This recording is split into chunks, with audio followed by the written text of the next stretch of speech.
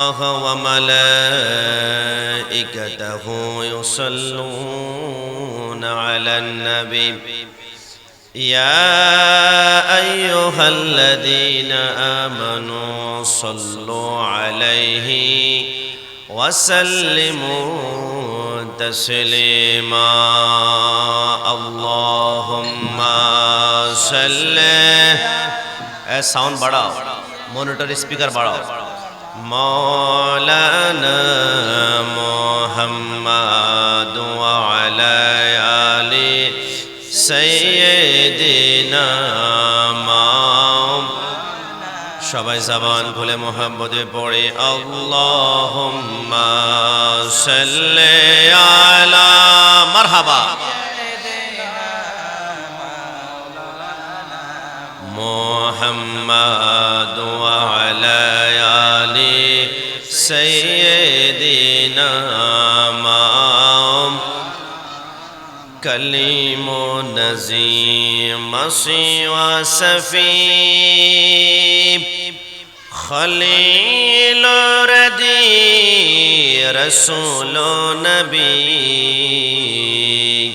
عتيق وسيع غني علي सना की जुबान तुम्हारे लिए अल्लाहुम्मा सल्ले सय्यिदिना मौलाना मोहम्मद व अला आलि सय्यिदिना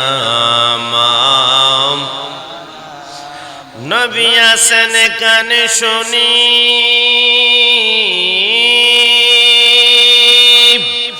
हामी जीवने नबी देखलाम ना आस्ते साउंड जे চালাচ্ছে আমরা তো বিভিন্ন জায়গা প্রোগ্রামে কথা বলি আমরা দূর থেকে কথা বললে সাউন্ড যাতে করে টন টন করে ওঠে ওই কাজটা করো কোন মেইন অপারেটর যিনি ওনাকে সাউন্ড চালাতে বলে মাইকের সামনে এসে যদি মুখ লাগায় কথা বলতে হয় তাহলে ডানে বামে সামনে কিভাবে যে আমি কি নাতে রাসূল পড়তে আসছি আলোচনা হবে না এখানে অবশ্যই এইজন্য তোমরা সাউন্ডটা দূর থেকে টানে ইকো এফেক্ট সব বন্ধ সাউন্ডের ইকো এফেক্ট বন্ধ যাতে করে সাউন্ডটা দূর থেকে টানে ওই রকম করে সাউন্ড তোমরা মনিটর এবং সাউন্ড বাড়ায় দাও নবী আসেন কানে শুনি আমি জীবনে নবী দেখলাম না আল্লাহ নূর নবীকে না দেখাইয়া কবর দেশে নিও না আল্লাহুম্মা সাল্লি মারহাবা সাইয়্যিদিনা মাওলানা মোহাম্মদ ওয়া আলা আলি সাইয়্যিদিনা আল্লাহ আল্লাহ আল্লাহ লা ইলাহা ইল্লাহ পড় আল্লাহ আল্লাহ লা ইলাহা प्यार सोरात हंसता चेहरा मुँह से जड़ते फूल नूर का पुतला चाँद का टुकड़ा नूर का पुतला चाँद का टुकड़ा हक का प्यारा रसूल नबी जी अल्लाह अल्लाह ला इलाहा इल्लाह पढ़ अल्लाह अल्लाह अल्लाह ला इलाहा মতের তুফান চলবে যখন নবী গো আমরার দয়া করে দিও দেখা দয়া করে দেখা চেহারায়ে আনোয়ার নবীজি আল্লাহ আল্লাহ মনিটর দাও ইলাহা ইল্লাল্লাহ বড় আল্লাহ আল্লাহ আল্লাহ লা ইলাহা লা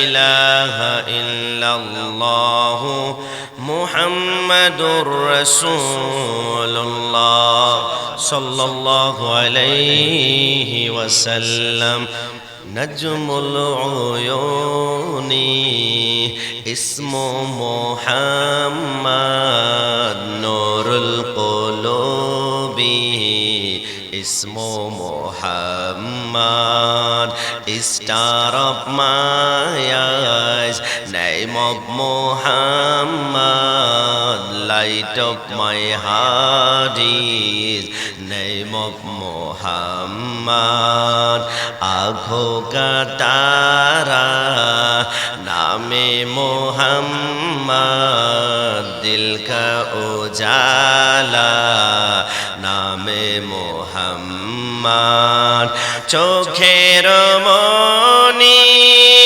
नबीजिर नाम हृदयेर आलो नबीजिर नाम चोखेर নবীজির নাম হৃদয়ের আলো নবীজির নাম আঁখোं का तारा नामे मोहम्मद दिल का उजाला नामे মোহাম্মদ। এখন কি আমাকে দূর থেকে বলতে হয়? সাউন্ড কি এখন আসতেছে না? এই জন্য হেল্পার যদি গাড়ি চালায় গাড়ি গর্তের মধ্যে পড়বে, আর ড্রাইভার যদি গাড়ি চালায় কুমিল্লা থেকে চট্টগ্রাম যেতে সর্বোচ্চ 2 ঘন্টা লেগে যাবে।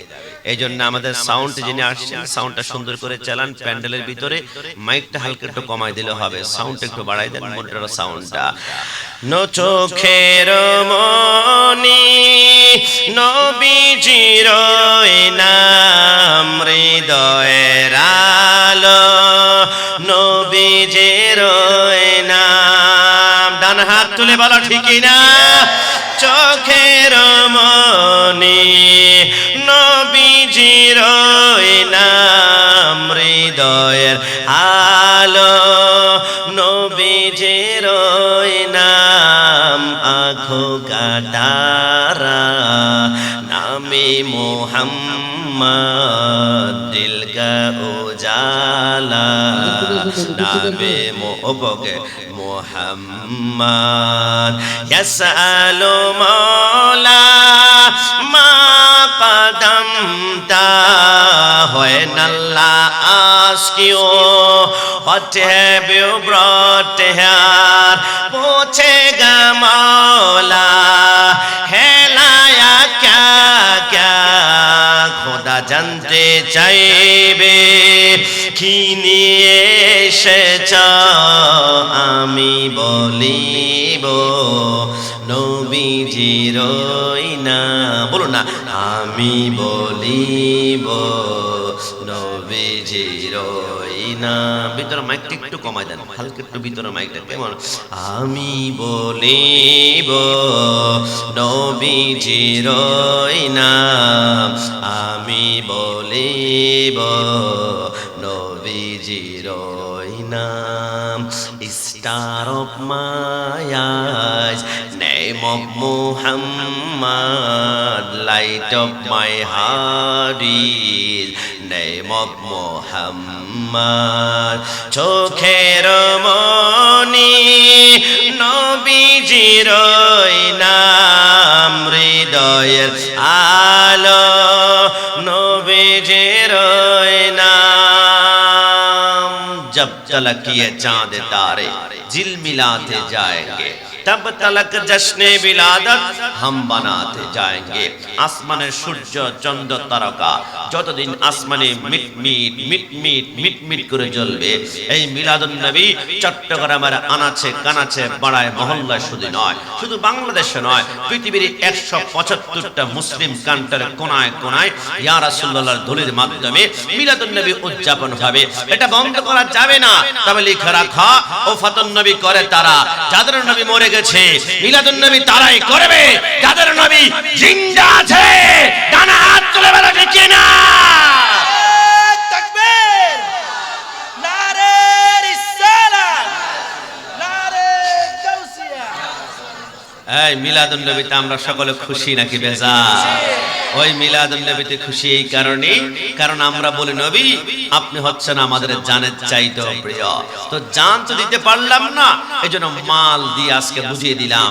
2, 3, 4, 5 লক্ষ টাকা খরচ করে আলেম উলামা আগমন করবে, লাইটিং করা হয়েছে, প্যান্ডেল করা হয়েছে, তাবারুকের আয়োজন, নবী সম্পদ তো দিয়ে দিলাম, চাইলে আপনি জানটাও দিব, কারণ নবী গোলামানে মুস্তাফা জান দেনে সে नहीं डरते, ये सर कट जाए ये रह जाए कुछ परवाह नहीं करते। গোলামানে মুস্তাফা যারা, এদের জীবন যাবে কিন্তু রাসূলের সামনে গোস্তাকি করলে ছাড় দেওয়া হবে। हमने माना कि जन्नत बहुत है हंसी, छोड़कर हम मदीना ना जाए कहीं, यूं तो जन्नत में सब है मदीना नहीं, मदीना में जन्नत मौजूद है। आशिक बोले एक কুঠিবার যদি প্রশ্ন করা হয় তুমি জান্নাতে যাবে নাকি মদিনায়, আমি স্পষ্ট বলবো আমি জান্নাতে নয়, আমি জীবনে একবার হলো মদিনায় যেতে চাই। কেন রে, কি হয়েছে, জান্নাতে কেন যাবি না? বলে না, জান্নাত অনেক সুন্দর, জান্নাতুন তাজরি মিন তাহতিহাল আনহার, 4টা নহর আছে, দুধের নহর, শরাবের নহর, মধুর নহর, আরেকটা হচ্ছে না আতাইনা গাল কাউসার, হাউজে কাউসারের সৃষ্টিকর্তা আল্লাহ, কিন্তু মালিক হচ্ছেন মদিনাওয়ালা। রাসূল বলে আমি যদিও মালিক, আমি কিন্তু বন্টন করব না। কে বন্টন করবে? রাসূল বলে ডানে একজন যুবক থাকবে কিয়ামতের ময়দানে, আমার বামে আরেকজন যুবক থাকবে। এই দুইজন যুবককে যারা মৃত্যুর আগ পর্যন্ত মুহাব্বতের রশি দ্বারা আটকে রাখবে, এরা 100% হাউজে কাউসার পান করবে। নবী এরা কারা? নবী আমার বলে একজন হাসান আর একজন ইমাম হুসাইন। একটু জবান খুলে বলে সুবহানাল্লাহ। এত সুন্দর করে বললা জান্নাতের বর্ণনা, বিউটিফুল, কিউট, স্ট্যান্ডার্ড, ওয়ান্ডারফুল। তারপর জান্নাতে যাবি না, যুবক তোর হলোটা কি? কোন রোগে তোকে ধরেছে? আমাকে ধরেছে শেরে বাংলার রোগে। মাই তো বিমারে নবী হো, আমি তো নবীর প্রেমে রোগে আক্রান্ত হয়ে গিয়েছি। আমরা জান্নাতে যেতে চাই না। সুন্নিরা বারবার বলে আমি জীবনে একবার মদিনায় যাব, আমি জীবনে একবার মদিনায় যাব। কিন্তু মদিনা যাওয়ার জন্য কেন পাগল? বলে আমি জান্নাতে তন্ন তন্ন করে ঘুরে দেখলাম, জান্নাতে মদিনা পাই না, জান্নাতে মদিনা পাই না, জান্নাতে মদিনা পাই না। মদিনায় গিয়ে দেখলাম জায়গা আছে চমৎকার, মা বাইনা ওয়া বাইতি মিম্বারে রাউজাতুম মিন রিয়াজিল জান্নাহ।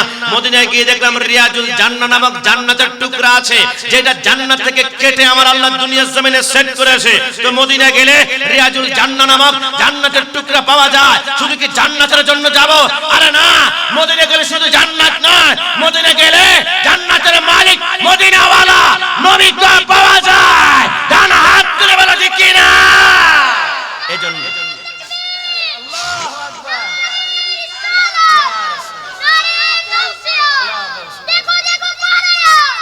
আকবার। কে রে, এটা কে রে? দেখছো ছোট্ট বাচ্চা, এরা যদি বলেন আমার ভাই তোমার ভাই, স্লোগান দিবে, 500 টাকা বলবে, হাত পা কাঁপতেছে, আমি পারবো না।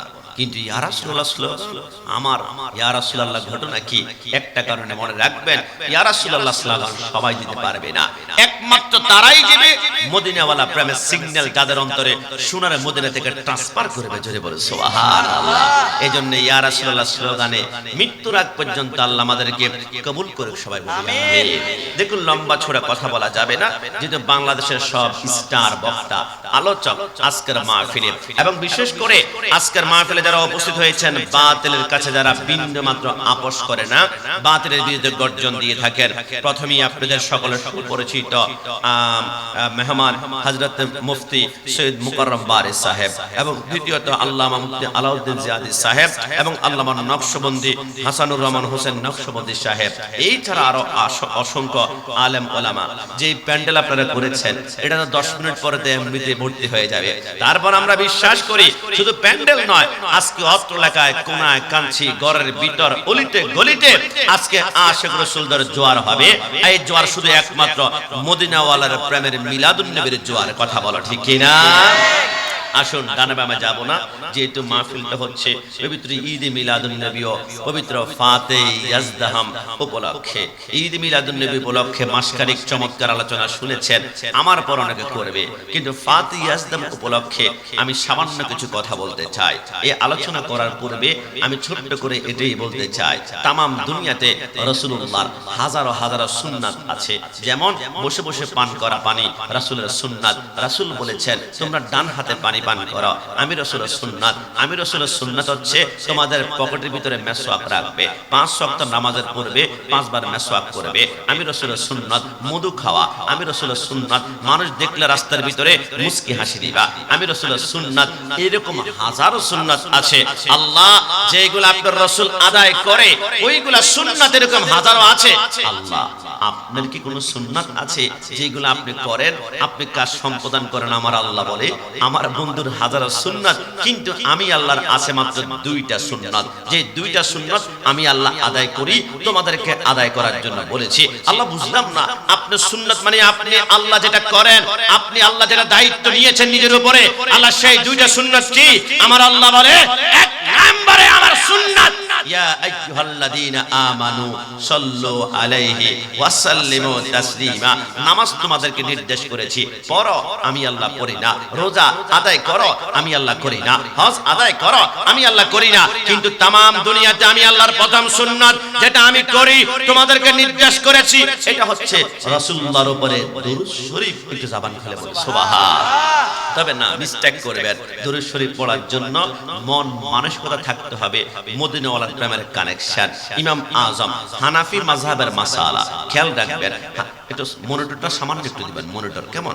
হানাফি মাযহাবের মাসালা হচ্ছে 4 রাকাত নামাজের ভিতরে যখন আপনি দাঁড়াবেন, দ্বিতীয় রাকাতে তাশাহুদের পরে যদি ভুলক্রমে আপনি দুরূদ শরীফ পড়েন, তাহলে আপনাকে শেষ বৈঠকে সাউ সিজদা দিতে হবে, মানে আপনি অপরাধ করেছেন। আর ইমাম শাফি বলে রাসূলুল্লাহর উপরে দুরূদ শরীফ পড়েছে, এখানে অপরাধের কি? ভুলে পড়ছে তো পড়ছে, কি হয়েছে? না, লাগবে না। আমি মাযহাব, আমি শাফি মাযহাবের মতে তোমরা দ্বিতীয় রাকাতে যদি ভুলেও তোমরা দুরূদ শরীফ পড়ো, লাগবে না সাউ সিজদা। রাতের বেলায় ইমাম আজম এবং হযরত মুহাম্মদ রাসূলুল্লাহ সাল্লাল্লাহু আলাইহি ওয়াসাল্লামকে ইমাম শাফি স্বপ্নে দেখে বসলেন। একটু জবান খুলে বলে সুবহানাল্লাহ। রাসূলুল্লাহ ইমাম আজমের দিকে তাকায়, মুস্কি মুস্কি হাসে, কিন্তু শাফির দিকে কোনো মতে তাকাচ্ছে না। ইমাম শাফি বলে নবী আমি বলেছিলাম দ্বিতীয় রাকাতের তাশাহুদের পরে ভুলক্রমে দুরূদ শরীফ পড়লে এটা কোনো সমস্যা নাই, আপনি তো আমার দিকে তাকাবেন, আমি তো আপনার দুরূদ শরীফের পক্ষে গিয়েছি, ইমাম আজমের পক্ষে আপনি কেন গেলেন? তার দিকে মুস্কি হাসেন। সেটা বলেছে শাস্তি, তুমি দ্বিতীয় রাকাতে নামাজ শেষ করে সাউ সিজদা দিতে হবে। আমার রাসূল বলে শাফি আজমকে জিজ্ঞেস করো কেন সেই সাউ সিজদার আয়োজন করেছে। ইমাম আজম বলে দ্বিতীয় রাকাতের তাশাহুদের পরে ভুলক্রমে তুমি দুরূদ শরীফ পড়েছ, রাসূলের দুরূদ শরীফ ভুলে কেন পড়েছ? রাসূলের দুরূদ শরীফ পড়তে হলে প্রথম তোমার পবিত্রতা অর্জন করতে হবে, ওযু নিতে হবে, তারপর সরকার মদিনা আমাকে দেখতে পাচ্ছ সোনার মদিনা থেকে এই আকীদা নিতে হবে, এরপর রাসূলের ইশকের বাতি তোমার কলবে জ্বালাতে হবে, প্রেমের বাতি। তুমি দুরূদ শরীফ ভুলে পড়েছ মানে তুমি হয়তোবা প্রেম ছিল না, ভক্তি ছিল না, এর জন্য শেষ না বৈঠকে তোমাকে সাউ সিজদা শাস্তি। কারণ রাসূল সরকার মদিনার উপরে দুরূদ শরীফ পড়তে হলে প্রথম আদব, তারপর ইশকে তোমার অন্তরে জারি করতে হবে। একটু জবান খুলে বলে সুবহানাল্লাহ। এই জন্য আমার আল্লাহ বলেন আমার 2টা সুন্নাত। 1 নম্বর হচ্ছে আমার বন্ধুর উপরে দুরূদ শরীফ পড়া। আল্লাহ 2 নম্বর সুন্নাত কি? আমার আল্লাহ বলে শুনতে চাও? হাদিসে কুদসির মধ্যে আসে লা ইয়াজালু আবদি ইয়াতাকাররাবু ইলাইয়া বিন-নওয়াফিলি হাত্তা উহিব্বাহু ফাইদা আহবাবতুহু সামাহু আল্লাযী ইয়াসমাউ বিহি ওয়া বাসারাহু আল্লাযী ইউবসিরু বিহি। আমার আল্লাহ বলে আমার এমন কিছু বান্দা আছে 5 ওয়াক্ত নামাজ পড়েছে, তাহাজ্জুদ পড়েছে, রাতের বন্ধ করে নামাজ পড়তে পড়তে এদের ফাগুলা ফুলে পর্যন্ত চলে গিয়েছে। এরা আমি আল্লাহর জন্য ফানা ফানা হয়ে যায়। কিছুদিন পরে এদের হাতগুলা আমি আল্লাহর হাত হয়ে যায়। এদের পশমের গোড়া থেকে শুধু ইল্লাল্লাহ ইল্লাল্লাহ সুবহানাল্লাহ আল্লাহু আকবার আল্লাহ আল্লাহ জিকিরে বের হবে। এরা হচ্ছে ওলি আল্লাহ। তোমরা কি দেখো না মনসুর হাল্লাজার প্রত্যেকটা পশমের গোড়া ভিতর থেকে আনাল হক আনাল হক আনাল হক বের হয়েছে। ভাই মুস্তাফি রাহমাতুল্লাহ আলাইহি আঙ্গুলের ভিতরে পিঁপড়া বসেছিল। পিঁপড়া যাতে করে মারতে না হয় আঙ্গুল পর্যন্ত কেটে ফেলেছিল। আল্লাহর প্রেমে যারা কুরবান হয়ে যায় এরা ওলি আল্লাহ। আমি আল্লাহ ওলি আল্লাহদেরকে ভালোবাসি, তোমরা ভালোবাসো। আমি আল্লাহর সুন্নাত আদায় হবে জোরে বলে সুবহান আল্লাহু আল্লাহু তুমি জাল্লে জালালো শেষ করে তো যায় না গে তোমার গুণগান বলো আল্লাহ তুমি জাল্লে জালালো শেষ করে তো যায় না গে তোমার গুণগান বলো আল্লাহ। তুমি ইউনুস নবীকে আগা মাছের পেটে নিয়া ফেরেশতা পাঠাইয়া দিলা ইসমে আজম দিয়া দমে দমে হারে দম জপে ইসমে আজম দমে দমে হারে দম জপে ইসমে আজম মাছের পেটে থেকে তারে দিলা পরিত্রাণ বলো আল্লাহ। তুমি জাল্লে জালালো শেষ করা তো যায় না গে তোমার গুণগান বলো আল্লাহু আল্লাহ। একটু জবান খুলে বলে সুবহানাল্লাহ। সে আল্লাহর ওলিদের যিনি সরদার তিনি হচ্ছেন ওলিগুলোর সম্রাট কদমি হাদি আলা রাকাবাতিন কুল্লি ওয়ালিউল্লাহ। तमाम দুনিয়ার সমস্ত ওলি আল্লাহর কাঁধের উপর যার কদম তিনি হচ্ছেন আব্দুল কাদের জিলানী। একটু জবান খুলে বলে সুবহানাল্লাহ। আল্লাহ একটু জানতে চায়, বড় ইচ্ছে করে আল্লাহ আপনাকে পেতে চায়। আমার আল্লাহ বলে আমাকে যদি পেতে চাও তাহলে আমি তোমাদেরকে একটা রাস্তা দেখিয়ে দিচ্ছি। ওয়াসবির নাফসাকা মাআল্লাযিনা ইয়াদউনা রাব্বাহুম বিল গাদাতি ওয়াল আশি। আমার কিছু বান্দা আছে যারা আমি আল্লাহর প্রেমে ফানা হয়ে গিয়েছে, এদেরকে ওলি আল্লাহ বলা হয়। এদের সাথে তোমরা কানেকশন লাগাও তাহলে আমি আল্লাহকে সহজে পেয়ে যাবা। আল্লাহ বুঝলাম না, আমরা চাইলাম ডাইরেক্ট আপনার কাছে, আপনি মধ্যখান দিয়ে একজনকে দেখিয়ে দিলেন। আল্লাহ তিনি নামাজ পড়ে আমরাও নামাজ পড়ি, তিনি হজ করে আমরা হজ করি, তিনি যাকাত দেয় আমরা যাকাত দেয়। আল্লাহ ডাইরেক্ট কেন আপনার কাছে দিতে পারবো না? আমার আল্লাহ বলে ওরে আমার বান্দা তোমরা নামাজ পড়ো আর আল্লাহর ওলিরা নামাজ পড়ে, এদের নামাজের ভিতরে পার্থক্য আছে। আল্লাহ কেমন ভাবে? আমার আল্লাহ বলে কাশেমি বল তুই কেন নামাজ পড়স? আল্লাহ জান্নাতের আশায় জাহান্নামের ভয়ে রোজা কেন রাখস? জান্নাতের আশায় জাহান্নামের ভয়ে হজ কেন করস? জান্নাতের আশায় জাহান্নামের ভয়ে। আমার আল্লাহ বলে আমার বন্ধু যারা ওলি আল্লাহ যারা এরা জান্নাতের আশায় নয় জাহান্নামের ভয়ে নয়। আল্লাহ কেন পড়ে? আমার আল্লাহ বলে ইউরিদুনা ওয়াজহা, তারা চায় আমি আল্লাহর দিদার পেতে। কারণ এরা জানে তারা যদি আমি আল্লাহকে পেয়ে যায় মাল্লাহুল মাওলা ফালাহুল কুল, সে আর জান্নাত খুঁজতে হবে না, জান্নাত তার কদমে সে চুমা খাবে। একটু জবান খুলে বলে সুবহানাল্লাহ। এই জন্য আমরা ওলি আল্লাহর কদমে যাই। আমাকে প্রশ্ন করেছিল আজ থেকে হয়তো মাসখানেক পূর্বে, আমি ব্রাহ্মণবাড়িয়া কসবাতে গিয়েছিলাম। কাশেমি সাহেব আপনি মাজারে কেন যান? আমি বললাম ইদার মে আ যাই, একটু এদিকে আসো। কি হয়েছে? আমি বললাম চট্টগ্রাম আদালতে যদি কখনো যাও তুমি দেখতে পারবা তিনটা অপশন আছে। একটা হচ্ছে কাঠগড়া যেখানে অপরাধী দাঁড়িয়ে থাকে, 2 নম্বরে জজ সাহেব লম্বা একটা চেয়ারে বসে থাকে, আর মধ্যখানে একটা টুল আছে সেইখানে অ্যাডভোকেট উকিল বসে থাকে। একজন অপরাধী 1 লক্ষ বার চেষ্টা করলো জজ সাহেবের সাথে ডাইরেক্ট কথা বলতে পারবে না, মধ্যখানে একজন উকিল লাগবে, অ্যাডভোকেট লাগবে। আরে আমি কাশ্মীর তো অপরাধী, দুনিয়ার জমিনে একজন অপরাধী জজের সাথে কথা বলতে হলে মধ্যখানে একজন অ্যাডভোকেট উকিল লাগে। তো আমি বললাম রব্বানি কাশ্মীর অপরাধ করেছি না, জুলুম করেছি না, অন্যায় করেছি না, আমি আল্লাহর কাছে চাইতে পারি ইয়াকা না'বুদু ওয়া ইয়াকা নাস্তাইন। কিন্তু আমার আল্লাহ বলে কাশ্মীর তুমি দরখাস্ত করলে তোমার দরখাস্ত কবুল হতে 2 মাস লাগবে, 3 মাস লাগবে, 4 মাস লাগবে, 5 মাস লাগবে, 6 মাস লাগবে। কিন্তু যাকে মধ্যখান দিয়ে উসিলা বানিয়েছ, উকিল বানিয়েছ, সেটা আমার ওলি আল্লাহ, সেটা আমার বন্ধু। তার হাত মানে আমি আল্লাহর হাত, তার পা মানে আল্লাহর পা। হে আমার বান্দা শুনে রাখো, আমি আল্লাহ তোমার দরখাস্ত কবুল করতে 6 মাস লাগতো, কিন্তু মধ্যখানে আমার বন্ধু যখন তোমার দরখাস্ত আমার কাছে দিয়েছে, আমার শাহ গরিবুল্লাহ শাহ মিসকিন শাহ গাউসুল আজম ভান্ডারী শাহিন শাহ সিরকুট সারে বাংলা, আমি আল্লাহ বন্ধুত্বের খাতিরে 6 মাস নয় 6 সেকেন্ডে তোমার দরখাস্ত কবুল করে ফেললাম। জোরে বলে সুবহানাল্লাহ। এজন্য আমরা 1 কোটি বার বলেছি, আল্লাহর ওলি নিজ ক্ষমতায় কিছুই দিতে পারেন না, তবে আল্লাহ প্রদত্ত ক্ষমতা বলে নিঃসন্তানকে সন্তান, গরিবকে কোটিপতি বানাতে পারে। এই কথার মধ্যে কোনো সন্দেহ? একটু জবান খুলে সন্দেহ? আর আল্লাহর ওলি হতে হলে প্রথম একটা জায়গায় আপনাকে কানেকশন লাগাতে হবে, এটা হচ্ছে বেলায়েতের সম্রাট হযরত মাওলা আলী। একটু জবান খুলে বলে সুবহানাল্লাহ।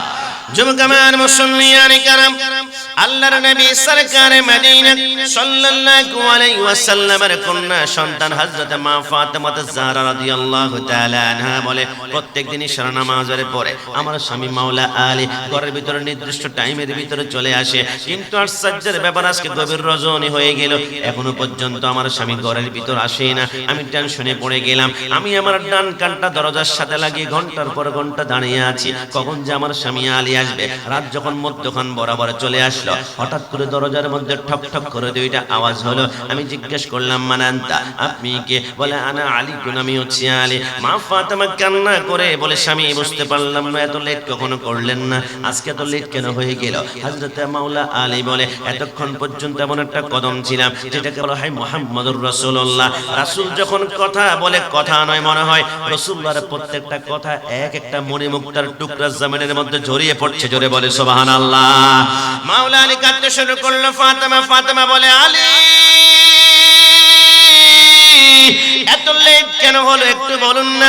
মাওলা আলী বলে, রাসূলুল্লাহর কদমের সামনে ছিলাম, রাসূল এত চমৎকার একটি কথা বলেছে, যে কথা শোনার পর আমরা সেইখান থেকে উঠতে পারলাম না। কি বলেছে? রাহমাতুল লিল আলামিন বলেছে, সুলাইমান আলাইহিস সালামের একজন কন্যা সন্তান ছিল, ওই কন্যা সন্তানকে বিবাহ দেওয়ার সময় সুলাইমান পয়গম্বর তার মেয়েকে উপহার হিসেবে স্বর্ণের এক জোড়া জুতা উপহার দিয়েছিল, আর জামাতাকে একটা মণিমুক্তা খচিত স্বর্ণের পাগড়ি উপহার দিয়েছিল।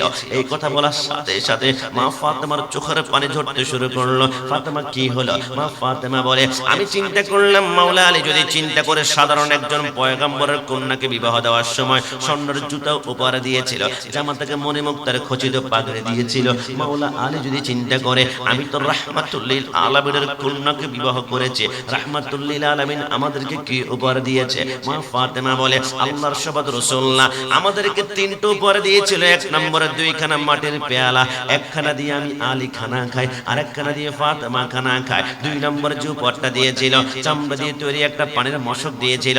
আর 3 নম্বরে একটা উপহার দিয়েছিল, এটা হচ্ছে নামাজের মুসল্লা, তোমরা মনে করবা হীরা মণিমুক্তা দিয়ে। আল্লাহর কসম, ওই নামাজের মুসল্লাটা ছিল খেজুর গাছের পাতা দিয়ে তৈরি। একটু জবান খুলে বলে সুবহানাল্লাহ। আল্লাহর হাবিবের কন্যা ফাতেমা কেঁদে বলেন, নবী এত গরিব হালাত কেন নবী? বুঝতে পারলাম না। আপনার লক্ষ্য হচ্ছে দু জাহানের বাদশা, আপনি হচ্ছেন আখিরাতের বাদশা, দুনিয়ার বাদশা। বাদশা যখন তার কন্যাকে নামাজের মুসল্লা দিবে, তখন মণিমুক্তা দিয়ে খচিত থাকবে। নবী বুঝতে পারলাম না আপনি কেমন দু জাহানের বাদশা। বাদশারা দেখি বিভিন্ন আইটেমের খাওয়া খায়, কিন্তু নবী আপনি 3 দিন পর্যন্ত খেতে না পেরে পেটের মধ্যে পাথর বাঁধেন, এমন বাদশা জিন্দেগিতে দেখেই নাই। নবী আমার বলে, কেন আমি পেটের মধ্যে পাথর বাঁধলাম? নবী, কেন? নবী আমার বলে, আমি যখন মেরাজে গিয়েছিলাম জান্নাত জাহান্নাম ঘুরেছিলাম, আল্লাহর কসম আমি জান্নাতে ঘুরে ঘুরে তন্ন তন্ন করে দেখলাম জান্নাতের ধনীদের চাইতে গরিবদের সংখ্যাই বেশি। জবান খুলে বলি সুবহানাল্লাহ। পরের জায়গা পরের জমিন ঘর বানায়া আমি রই, আমি তো সে ঘরের মালিক নই। কি কষ্ট হচ্ছে আপনাদের? এই সাউন্ডটা মনিটর আরেকটু বাড়াও। মাশাআল্লাহ। মাইকের নাম কি রে বলতো? খাজা মাইক। খাজা মাইক। ফ্যান্টাস্টিক, মাইন্ড ব্লোয়িং, অসাধারণ। যে কোনো বিবাহে, উরুসে, মাহফিলে সাউন্ডটি বেশি করে ব্যবহার করবেন। আল্লাহ তার রিজিকের মধ্যে বরকত দান করুক। সবাই বলি আমিন। পাবলিসিটি করছে, এবার মনিটরের সাউন্ডটা সামান্য একটু বাড়াই দাও। পরের জায়গা পরের জমিন, পরের জায়গা ঘর বানায়া আমি রই, আমি তো সে ঘরের মালিক নয়। আমি তো সে ঘরের মালিক ও সে ঘরে খানাজার জমিদারি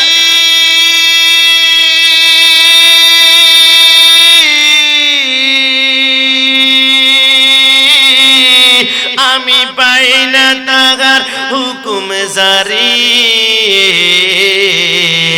আমি পাই না জমে তারের দেখা পাই না জমে দেখা মনের দুঃখ কারে গয়ে আমি তো সে ঘরের মালিক নয় আমি তো সে ঘরের মালিক নয় শেষবারের মতন ঘরের জায়গা ঘর বানায় আমি রই আমি তো সে ঘরের মালিক নয় আমি তো সে ঘরের মালিক নয় যুবক আমার পর্দার সিনেমা বন্ধা মাওলা আলী বলে এই কথা বলে আমি যখন ঘুমিয়ে পড়লাম মা ফাতেমা বলে কান্না করে করে ঘুমাতে ঘুমাতে হঠাৎ করে আমি মাওলা আলী রাতের বেলা একটা স্বপ্ন দেখলাম আমি দেখলাম জান্নাতুল ফেরদাউসের পাশে আমি দাঁড়িয়ে আছি আমার ডান পাশে বিশাল একটা সিংহাসন দেখা যাচ্ছে ওইটার লম্বা হচ্ছে প্রায় 25-7 লম্বা সিংহাসনটা স্বর্ণ দিয়ে তৈরি 70,000 হুর গালমান সিংহাসনটা বিভিন্ন গোশে মাঝে পরিষ্কার করছে ওই সিংহাসনের মধ্যে কে জানে বসে পড়বে মাওলা আলী বলে আমি যখন এই দৃশ্য দেখলাম চিন্তা করলাম এই সিংহাসনে কে রে বসবে আমি কিছুক্ষণ পরে দেখলাম ডান পাশ থেকে একজন রমণের টুকটুক করে আমার দিকে হেঁটে হেঁটে আসছে আমি চিনতে পারছি না দূর থেকে চেনা চেনা মনে হচ্ছে ওই রমণের গায়ের মধ্যে 70 হাত লম্বা একটা জান্নাতের পোশাক ছিল যখন জান্নাতের ধুলাবালির ভিতরে এটা আওয়াজ করছে বিভিন্ন ধুল কাটছিল ওই ধুলাবালি গুলা বিভিন্ন হুর গেলমান্না নিঃশ্বাস দিয়ে টান দিয়ে প্রশান্তি গ্রহণ করছে আমি দেখলাম না এটা যখনই আমার কাছে আসে আমি দেখলাম পরিচিত কিছুক্ষণ পরে দেখলাম রমণীর সিংহাসনে বসার পরে অন্য কেউ নয় এটা হচ্ছে আমার স্ত্রী হযরতে ফাতেমা একটু জবান খুলে বলে সুবহানাল্লাহ মাওলা আলী চিৎকার দিয়ে বলতে লাগলো ফাতেমা মা ফাতেমা বলে স্বামী আমার কি বলতে চাও হে ফাতেমা তো আমি সিংহাসনে বসেছ আমার কোনো কমপ্লেইন নাই তবে ফাতেমা আমি তোমার স্বামী তোমার থেকে আমি খেদমত চাইতেই পারি হে ফাতেমা আমার বড্ড তৃষ্ণা লেগেছে একটা কাজ করো আমার জন্য পানির ব্যবস্থা করো মা ফাতেমা হাউমা করে চিৎকার দিয়ে বলল আইনা কানিজন ওই আমার দাসী কই দাসীকে ডাক দেওয়ার সাথে সাথে একজন দাসী মা ফাতেমার কদমের সামনে আসলো মাওলা আলী বলল ওই দাসীকে দেখে আমার চোখকে আমি বিশ্বাস করতে পারছি না এত সুন্দর রমণী ফাতেমার কদমের দাসী বলল আমি বুঝতে পারলাম না আমি দেখলাম একজন দাসীর চামড়ার ভিতরে গোশত গোশতের ভিতরে হাড্ডি হাড্ডির ভিতরে মগজ তার বাইরে থেকে যখন তাকালাম মগজ পর্যন্ত স্পষ্ট দেখা যায় ফাতেমা বলল ইনি হচ্ছেন আমার স্বামী মাওলা আলী তিনার তৃষ্ণা লেগেছে ওই যে ডান পাশে হাউজে কাউসার দেখা যায় ওইখান থেকে এক পালা পানির ব্যবস্থা করো না ওই দাসী যখন পানির জন্য চলে গেল মাওলা আলী বলে ফাতেমা এবার একটু বলো তো এই দাসীটা আবার কে এত সুন্দর নারী তোমার কদমের গোলাম কিভাবে হলো মা ফাতেমা বলে এখনো চিনতে পারেন নাই এই নারী অন্য কোন নারী নয় আপনাকে যে রাসূলুল্লাহ সুলাইমান আলাইহিস সালামের কন্যার কথা বলেছিল একজোড়া স্বর্ণের জুতা উপহার দিয়েছিল যেই মেয়ের কথা শুনে আমার চোখের পানি টপ টপ করে ঝরেছে আমার আল্লাহ বলে ওই মেয়েটাকে জান্নাতে ফাতেমার কদমের গোলাম বানিয়ে দিলাম জোরে বলে সুবহানাল্লাহ ওই মদিনায় আছে না আমার জানে মুহাম্মদ রাসূল সেই মদিনার প্রেমিক হয়ে আমি যদি করি বলুন না ওই মদিনায় আছে না আমার জানে মুহাম্মদ রাসূল সেই মদিনার প্রেমিক হয়ে আমি যদি করি ভুলে ভরা জীবন আমার তাতে দুঃখ লাগে না আমাকে পাগল করেছে ওই আরবের মদিনা লোকে আমায় পাগল বলে লোকে না আস্তে আস্তে আপনাদের কষ্ট হচ্ছে বেশি তো নবীর প্রেমে আমরা পাগল এই কথার মধ্যে সন্দেহ আছে তাহলে ডান হাত তুলে একটা জবানা বন্ধ থাকবে না লোকে আমায় পাগল বলে লোকে বলে আমার দুঃখ লাগে না, আমাকে পাগল করেছে ওই আরবের মদিনা, আমাকে পাগল করেছে ওই আরবের মদিনা। যুবকামার মুসল্লিয়ানি কারাম, আজকে থেকে লিখে রাখো, সুন্নিরা অপরাধী। সুন্নিরা একটা কারণে অপরাধী, নবীকে ভালোবাসি বলে সুন্নিদের অপরাধ, নবীর সাথে প্রেম করে বলে সুন্নিদের অপরাধ। কিন্তু আমি আপনাদেরকে লিখে দিলাম, রাসূলের সাথে প্রেমের কানেকশন লাগাবেন, নামাজ কম হতে পারে, রোজা কম হতে পারে, যাকাত কম হতে পারে, ইবাদত কম হতে পারে, আপনি নিশ্চিত চোখের পলকে জান্নাতে গমন করবেন। প্রমাণ চান? তাহলে একটা ছোট্ট প্রমাণ দিব। আল্লাহর হাবিব যখন মক্কা থেকে মদিনার দিকে রওনা করলেন, মদিনা যাওয়ার পরে সাহাবায়ে কেরামের সংখ্যা যখন 50, 60, 70 হলো, সাহাবায়ে কেরাম বলেন, নবী এখন আমাদের দল বাড়ি হয়ে গেল, আমরা খেজুর গাছের পাতা দিয়ে তৈরি মসজিদে নামাজ পড়েছিলাম, ওইটা আমরা ভেঙে ফেলবো, এখন আমরা নতুন একটা মসজিদ পাথর দিয়ে বানাবো। নবী আমার বললেন, কবুল করলাম। সমস্ত খেজুর গাছের পাতা উপড়ে ফেলা হলো। এবার একটা গাছের সাথে রাসূল হেলান দিতেন, নাম ছিল উস্তুনে হান্নানা, উপড়ে ফেলা হলো। হঠাৎ করে কান্নার আওয়াজ যখন বের হলো, সাহাবায়ে কেরাম বলে, কিরে মদিনার জমিনে আজকে আনন্দের বন্যা বয়ে যায়, নতুন করে মসজিদ হবে, সেইটা করবো নতুন মসজিদে। কিন্তু কান্না করে আমি ডানে বামে ঘুরে দেখলাম কোনো কান্নার আওয়াজ পাওয়া যায় না। হঠাৎ করে একটা গাছের ভিতর থেকে কান্নার আওয়াজ বের হচ্ছে, এটা হচ্ছে রাসূলুল্লাহ হেলান দাও উস্তুনে হান্নানার ভিতর থেকে। সিদ্দিক একবার কাঁদতে শুরু করলো, নবী নবী, মানুষ কান্না করে না, গাছ কান্না করে। নবী আমার দৌড় দিল, আমার নবী উস্তুনে হান্নানা খেজুর গাছটাকে বুকের মধ্যে নিয়ে বলল, কিরে কি হয়েছে?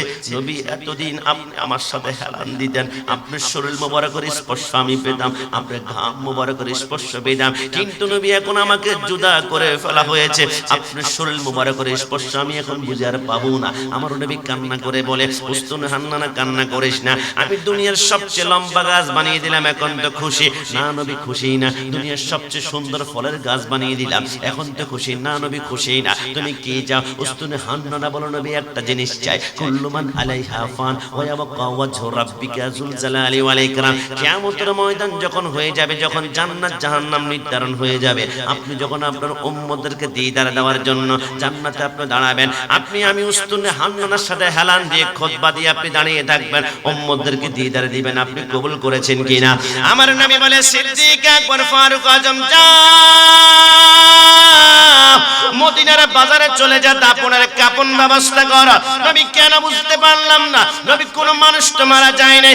আমার নবী বলে, যেই গাছ আমি রাসূলুল্লাহর জন্য কান্না করতে করতে মৃত্যুবরণ করে ফেলে, এটা দুনিয়ার কোন গাছের মতো টুকরা করে করে আজকে লাকড়ি বানিয়ে চুলার ভিতরে ঢুকানো হবে না, আমি তাকে দাপন করব, কারণ সে নিশ্চিত জান্নাতি। একটু জবান খুলে বলে সুবহানাল্লাহ। এবার প্রশ্ন করে চলুন না, উস্তুনে হান্নানা তুমি বলে জান্নাতি, উস্তুনে হান্নানা বলে বুলেট মিস হতে পারে, জান্নাত মিস হবে না। উস্তুনে হান্নানা তুমি যে জান্নাতি, তুমি কয় ওয়াক্ত নামাজ পড়েছ, তুমি কয়টা রোজা রেখেছ, তুমি কয়টা হজ করেছ, তুমি কয়টা যাকাত দিয়েছ? উস্তুনে হান্নানা বলে, আমার নামাজ নাই, আমার রোজা নাই, আমার হজ নাই। উস্তুনে হান্নানা বুঝতে পারলাম না, নামাজ রোজা ছাড়াও কি জান্নাতে যাওয়া যায় কিনা? উস্তুনে হান্নানা বলে, আমি তো নামাজ রোজা হজ যাকাত ছাড়াই জান্নাতে যাব কিসরে বলে? উস্তুনে হান্নানা বলে, কিছু না থাকতে পারে, আমার কলবে মদিনা ওয়ালা নবীর মুহাব্বতের কারণে আমি জান্নাতে গমন করব। একটু জবান খুলে বলে সুবহানাল্লাহ। আমার প্রশ্ন হচ্ছে, একটা গাছ যদি রাসূলুল্লাহকে মুহাব্বত করে জান্নাতে যেতে পারে, আমরা সুন্নিরা নবীকে জানের চাইতে বেশি ভালোবাসি, আজকে মাল খরচ করেছি 3-4 লক্ষ টাকা, নবী আমাদেরকে ছাড়া জান্নাতে যাবে না, এটাই হচ্ছে প্রকৃত আশিক রাসূলের ফ্যাক্টরি। একটু জবান খুলে বলে সুবহানাল্লাহ।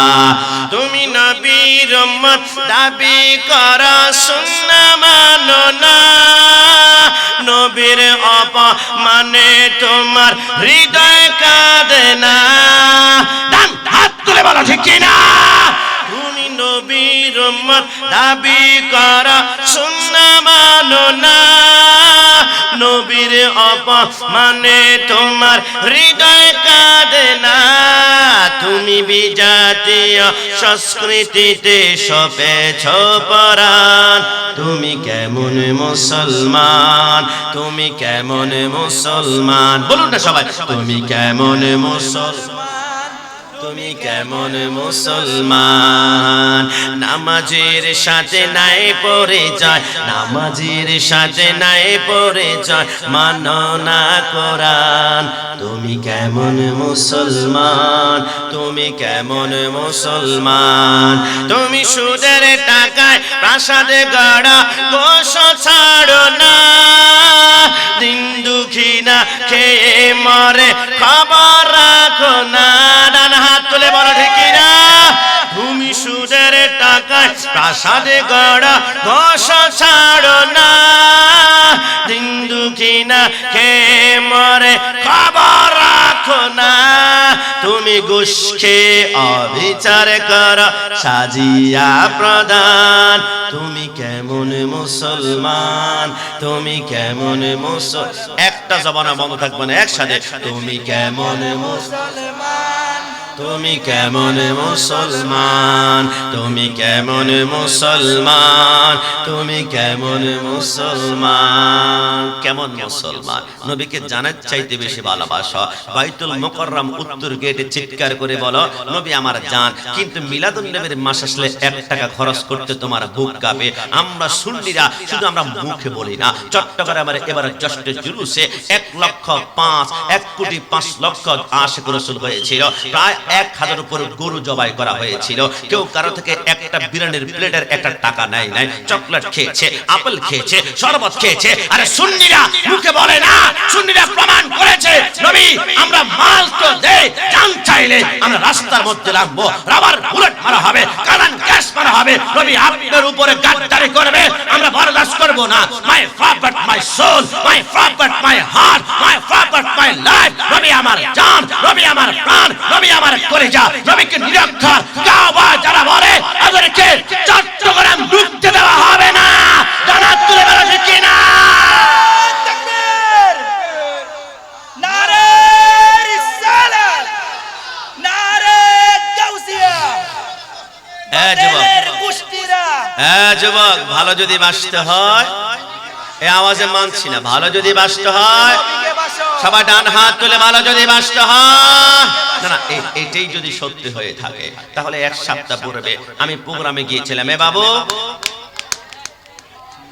বাবু এক পাশ করে ভাইয়া বাতিজা এক পাশে এটাই যদি সত্যি হয় ভালো যদি বাসতে হয় নবী কি বাসা তো আমি 1 সপ্তাহ পূর্বে প্রোগ্রামে গিয়েছিলাম ঢাকা কেরানীগঞ্জে আমি আসার সময় শাপলা চত্বর হয়তো বা 2টা 2:30 বা 3টা বাজবে আমি পার হচ্ছিলাম আমি দেখলাম একজন যুবক হাতের মধ্যে মদের বোতল নিয়ে মাতলামি করছে আমি জিজ্ঞেস করলাম কি রে যুবক ঘটনা কি মদ পান করে মাতলামি কেন করছো হুজুর একটা মেয়ের সাথে আমার প্রেমের সম্পর্ক ছিল ব্রেকআপ করেছে প্রতারণা করেছে ধোঁকা দিয়েছে আমাকে ছেড়ে চলে গিয়েছে আমি বললাম তো টেলিভিশনের পর্দায় দেখেছি কোন নারী যখন কাউকে ছেড়ে চলে যায় মদের বোতল নিয়ে মাতলামি করলে কিছুটা হৃদয়ে প্রশান্তি পাওয়া যায় আমি মুস্কি হেসে বললাম দোস্ত তুমিও প্রেম করো আমি কাশিমিও প্রেম করি তুমি যেখানে প্রেম করো সেখানে শান্তি নাই শুধু অশান্তি কিন্তু আমি যেখানে প্রেম করি জিন্দেগিতে আমাকে অশান্তি টাচ করবে না শুধু শান্তি আর শান্তি তুমিও প্রেম করো তোমার প্রেমের মধ্যে দুনিয়ার ধোঁকা আছে প্রতারণা আছে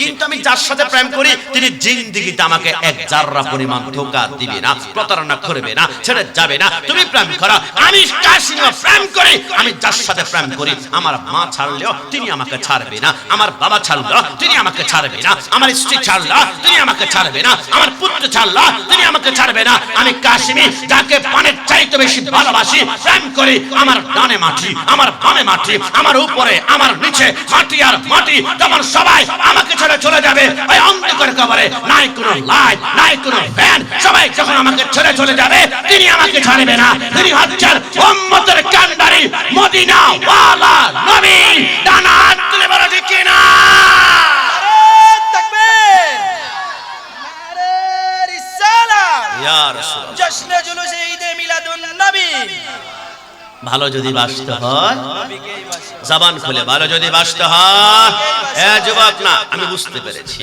তোমরা আধুনিক ডিজিটাল বাংলাদেশের স্মার্ট ছেলে আমি তোমাদেরকে প্রশ্ন করি যুবক তুমি একজন নারীর প্রেমে কেন পড়েছ আমাকে বলে তার ডাগর ডাগর চোখ আমাকে পাগল করেছে তার হরিণের মতো আঁখ আমাকে দেওয়ানা করেছে আমি বললাম ও এটা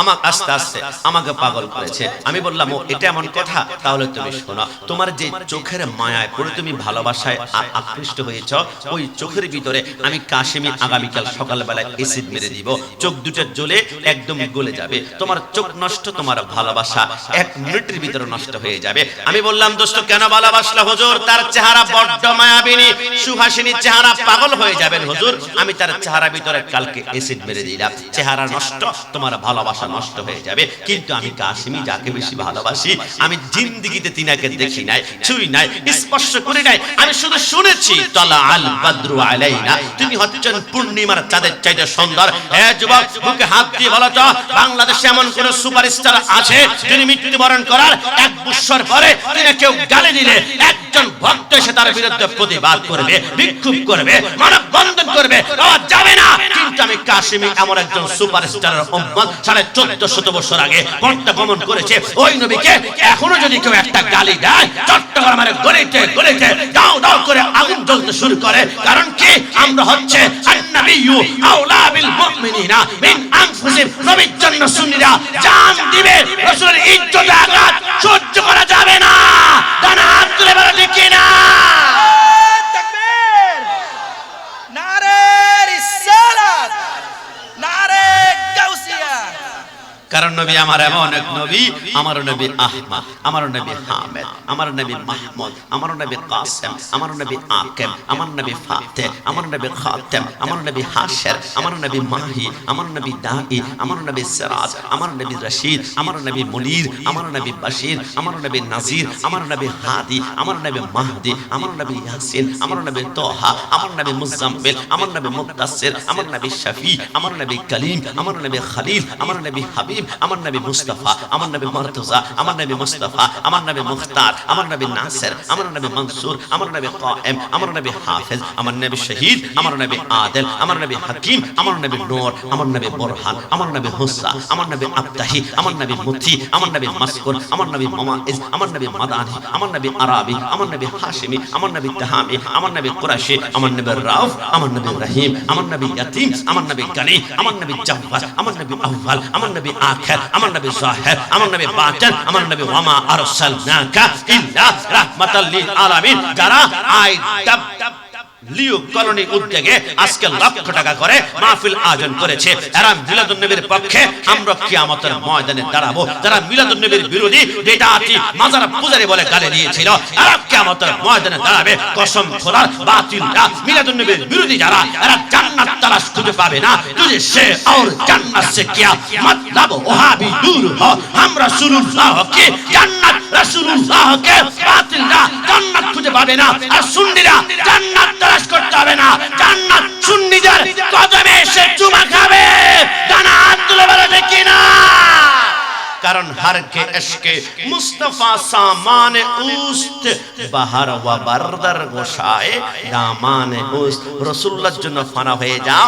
डॉक्टर इकबाल बोले कि मोहम्मद से वफा तूने तू हम तेरी है, ये चीजें है क्या लौह कलम तेरी है। रसूलुल्लाहর জন্য ফানা হয়ে যাও। আরে দুনিয়া, টাকা, বাড়ি, মসনদ এই সামান্য জিনিস নয়, तमाम দুনিয়ার জান্নাত পর্যন্ত তোমার কদমে এসে চুমা খাবে। একটু জবান খুলে বলো সুবহানাল্লাহ। এই জন্য ভালো যদি বাসতে হয় নবীকেই বাসো। এটা জবান খুলে ভালো যদি বাসতে হয়, না না তুমি বলবা যে হুজুর আমরা তো একজন নারীর সুন্দর চেহারায় বড্ড পাগল হয়ে ভালোবাসি, নবী কেমন সুন্দর ছিল। আমার সামনে এই মুহূর্তে আইডব্লিউ কলোনি ভাইদেরকে দৃষ্টি আকর্ষণ করে বলছি, নবী কেমন সুন্দর ছিল শুনতে চাও? মাশা সিদ্দিকা প্রশ্ন করেছিল, নবী আপনি সুন্দর নাকি ইউসুফ নবী সুন্দর? আপনি কি মনে করছেন? নবী আমার বলবে আমি, আমার নবী 63 বছর জিন্দেগিতে কোনোদিন আমি আমি আমি আমি বলে নাই। তবে আমাদের গ্রামে অনেকে আছে, শহরে অনেকে আছে, আমি মেম্বার, আমি চেয়ারম্যান, আমি মেয়র, আমাকে চিনিস আমি নেতা, আমাকে চিনিস আমি লিডার, আমি আমি জমিদার বলতে বলতে তারা বুক ফুলে যায়। আজকে থেকে লিখে রাখবেন, আপনি তাহাজ্জুদের নামাজ পড়েন, 5 ওয়াক্ত নামাজ পড়েন, কিন্তু আমি তার অহংকার আপনার কলব থেকে যায় না। কসম খোদার, সেইটা করতে করতে কপালে দাগ পড়বে। এই সেইটা যাররা পরিমাণ আল্লাহর কাছে দাম নাই। কারণ কি জানেন? কারণ অহংকারের চাদর হচ্ছে আল্লাহর চাদর। আমি কাশিমের গার চাদর ধরে কেউ যদি টান দেয়, আমার মেজাজ যেমন গরম হয়ে যাবে, আমার আল্লাহ বলে আমার চাদর ধরে টান দিবা, আমি আল্লাহ বরদাস্ত করতে পারি না। এজন্য আমি কখনো বলবেন না। চট্টগ্রামের ভাড়া আমাদের সাগর দিয়ে ইসলাম প্রচার করার জন্য আউলিয়া কেরাম এসেছে। নাম ছিল চট্টগ্রামের পূর্ব নাম ইসলামাবাদ। আপনারা উর্দু পার্সিটা ভালো বোঝেন। কোন একজন শায়ের চমৎকার বলেছেন, বকরি কা হ্যায় मैं तो चूरी के नीचे आए, मैना कहे मैं ना तो सबको दिल की उठाए। মানিক বকরি হচ্ছে ছাগল। ছাগল বলে मैं আমি সব। আমার আল্লাহ বলে আমি বলছিস না, ডাইরেক্ট তোকে ছুরির নিচে ঢুকাই দিলাম। ছাগল দিয়ে কুরবানি করার জন্য ছাগলের গলায় ছুরি লাগাও, আকিকে করে ছাগলের গলায় ছুরি লাগাও, ফাতে করো ছাগলের গলায় ছুরি লাগাও। কারণ ছাগল मैं আমি করেছে। আর ময়না পাকে কি বলে? मैं না, আমি কিছুই না। আমার আল্লাহ বলে ময়না যখন বললো আমি কিছুই না, আমার আল্লাহ বলে ময়নাকে এত সম্মান দিলাম। একটা ছাগলকে 40 টুকরা করলে একটা ময়না পাকের গোশত হয় না, কিন্তু বিক্রি হয় 20,000 টাকা, 25,000 টাকা, 30,000 টাকা। ময়না পাকে কিনে আমরা কি খাওয়াই? সরবি কলা খাওয়াই, আপেল খাওয়াই, নাশপাতি খাওয়াই। কি এত মহব্বত কেন, এত ভালোবাসা কেন? আমার আল্লাহ বলে ওই যে ময়না পাকে বলেছিল ময়না আমি কিছুই না। আমার আল্লাহ বলে যখন নিজেকে ছোট করে দিয়েছে, আমি আল্লাহ ময়না পাকের জন্য প্রত্যেকটা হৃদয়ে মহব্বত সৃষ্টি করে দিলাম। বলে সুবহানাল্লাহ। আজকে থেকে কালকে থেকে একটু বলুন না, আমি মেম্বার না, আমি খাদেম, আমি এমপি না, আমি ছোট মানুষ, আমি খতিব না, আমি আপনাদের সেবক। যত নিজেকে ছোট বানাবেন, বড় বানানোর দায়িত্ব আমার আল্লাহ নিয়ে নিবে। একটু জবান খুলে বলে সুবহানাল্লাহ। নবীকে প্রশ্ন করা হয়েছিল, নবী আপনি সুন্দর নাকি ইউসুফ নবী সুন্দর? নবী আমার মুস্কি হেসে বলেছিল, জামালি মিসলুল মিলহে। হে আয়েশা, আমার সৌন্দর্য হচ্ছে লবণের মতো। রাসূল বুঝলাম না, সৌন্দর্য আবার লবণের মতো কেমনে হয়? আমার রাসূল বলে তাহলে শুনো। মনে করেন আইডব্লিউ কলোনির ভিতরে একজন শিল্পপতি আছেন, আগামীকাল 20 লক্ষ টাকা খরচ করে একটা মেজবানের আয়োজন করবেন। উনি ভিআইপি আয়োজন করবেন বিদায় উনি দুবাই থেকে মশলা এনেছেন, ওমান থেকে তিনি ঘি এনেছেন, আর ইন্ডিয়া থেকে বাসমতি চাল এনে রান্না শুরু করলো। বাউচি হচ্ছে বাংলাদেশের টপ 1 অফ দ্য বাউচি, 1 নম্বর বাউচি। বাউচি যখন রান্না করে মশলা ডালা শুরু করলো, চারদিকে শুধু মোমো, গ্রান আর গ্রান গ্রান, আর আশেপাশে মানুষ বলে ওয়াও ফ্যান্টাস্টিক, মাইন্ড ব্লোয়িং। আগামীকাল সকাল বেটার মেজবানি হবে রে, যে পরিমাণ গ্রান। কিন্তু বাউচি সাহেব সব দেওয়ার পরে সকালবেলা চিন্তা করলো, সব তো দিয়েছি লক্ষ, এবার মশলা দিয়েছি, লবণ 1 কেজি 40, 2 কেজি 80, 3 কেজি 120, এত লক্ষ টাকার মশলা দিয়েছি, সামান্য 100 টাকার লবণ না দিলে কি বা হবে? বাদ দে, লবণটা দিব না। খাওয়ার টেবিলে বসা পর্যন্ত সবাই বলবো ওয়াও দারুণ, আজকে খাওয়াটা হবে, কি পরিমাণ সুগ্রান। কিন্তু লোকমা দেওয়ার পরে বলবে না, কোনো স্বাদ পাই না, কোনো মজা নাই, কোনো তৃপ্তি নাই। কারণ কি? খাবারের ভিতরে লবণ দেওয়া হয় না। খাবারের ভিতরে লবণ না দিলে যেমন খাবারে কোনো স্বাদ পাওয়া যায় না। নবী আমার বলে আমি রাসূলুল্লাহ সৌন্দর্য ইউসুফের ভিতরে না ঢুকলে ইউসুফকে জীবনে কোনোদিন সুন্দর বলতো না। আমি রাসূলুল্লাহ সৌন্দর্য সূর্যের ভিতরে না ঢুকলে সূর্যকে সুন্দর বলতো না। আমি রাসূলুল্লাহ সৌন্দর্য চন্দ্রের ভিতরে না ঢুকলে চন্দ্রকে সুন্দর বলতো না। আমি রাসূলুল্লাহ সৌন্দর্য গোলাপ ফুলের ভিতরে না ঢুকলে গোলাপ ফুলকে সুন্দর বলতো না। আমি রাসূলুল্লাহ সৌন্দর্য সমুদ্রের ঢেউয়ের ভিতরে না ঢুকলে ঢেউকে সুন্দর বলতো না। আমি রাসূলুল্লাহ সৌন্দর্য সুন্দরবন বান্দরবন সাজকের পাহাড়ের ভিতরে না ঢুকলে পাহাড়কে সুন্দর বলতো না। মনে রাখবা, দুনিয়ার যে দৃশ্য দেখে ওয়াও চমৎকার ফ্যান্টাস্টিক অসাধারণ আমার মনে হবে, মনে করবা ওইখানে রাসূলুল্লাহর প্রেমের একটা ঝলক আমার আল্লাহ ঢুকিয়ে দিয়েছেন। জোরে বলে সুবহানাল্লাহ। এজন্য ভালো যদি বাসতে হয়, আর একটু জবান খুলে ভালো যদি বাসতে হয়, কারণ ভালোবাসবো না কেন? কারণ আমার নবী হচ্ছেন আল্লাহ দেখার আয়না। একটু জবান খুলে বলি সুবহানাল্লাহ। হুজুর বুঝলাম না, আল্লাহ দেখার আয়না বুঝতে চান? তাহলে শুনুন, বিশ্ববিখ্যাত কিতাব মাকাবে নবুয়তের মধ্যে লেখে নবী আমার মেরাজে গেলেন। মেরাজ থেকে আসার সময় ৫ম বা ৬ষ্ঠ আসমানে হযরত মুসা কালিমুল্লাহর সাথে দেখা হলো। আপনারা আমার থেকে ভালো বুঝবেন। মুসা কালিমুল্লাহ বলে, ইয়া রাসূলুল্লাহ, আপনার উম্মত তো 5 ওয়াক্ত ওয়াক্ত নামাজ 50 ওয়াক্তে পারবে না, আপনি কমিয়ে আনুন না। নবী আমার গেলেন 5 ওয়াক্ত কমালো। কয়বার গিয়েছে?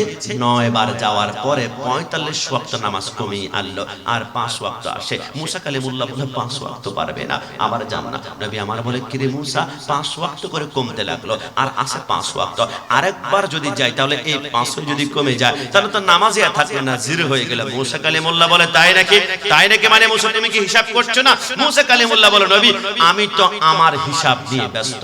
আমার নবী বলে মুসা তোমার হিসাব আবার কেমন? মুসা কালিমুল্লাহ বলে নবী আমি আল্লাহকে তুর পাহাড়ে বলেছিলাম রব্বি আরনি, আল্লাহ তোমাকে দেখতে চায়। আল্লাহ বলেছে লান তারানি, আমাকে দেখা যাবে না, আমাকে দেখা যাবে না, আমাকে দেখা যাবে না। 70,000 নূরের পর্দা ফাঁক করে একটা ঝলক ধরেছিল।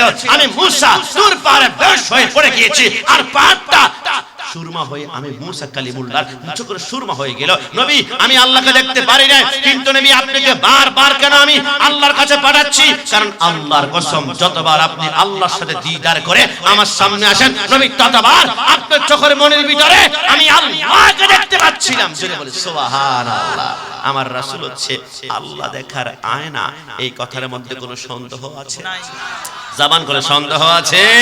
আর ওই নবীর যারা গোলামি করবে এরা নবী হচ্ছেন সাইয়্যিদুল আম্বিয়া, সমস্ত নবীদের সরদার।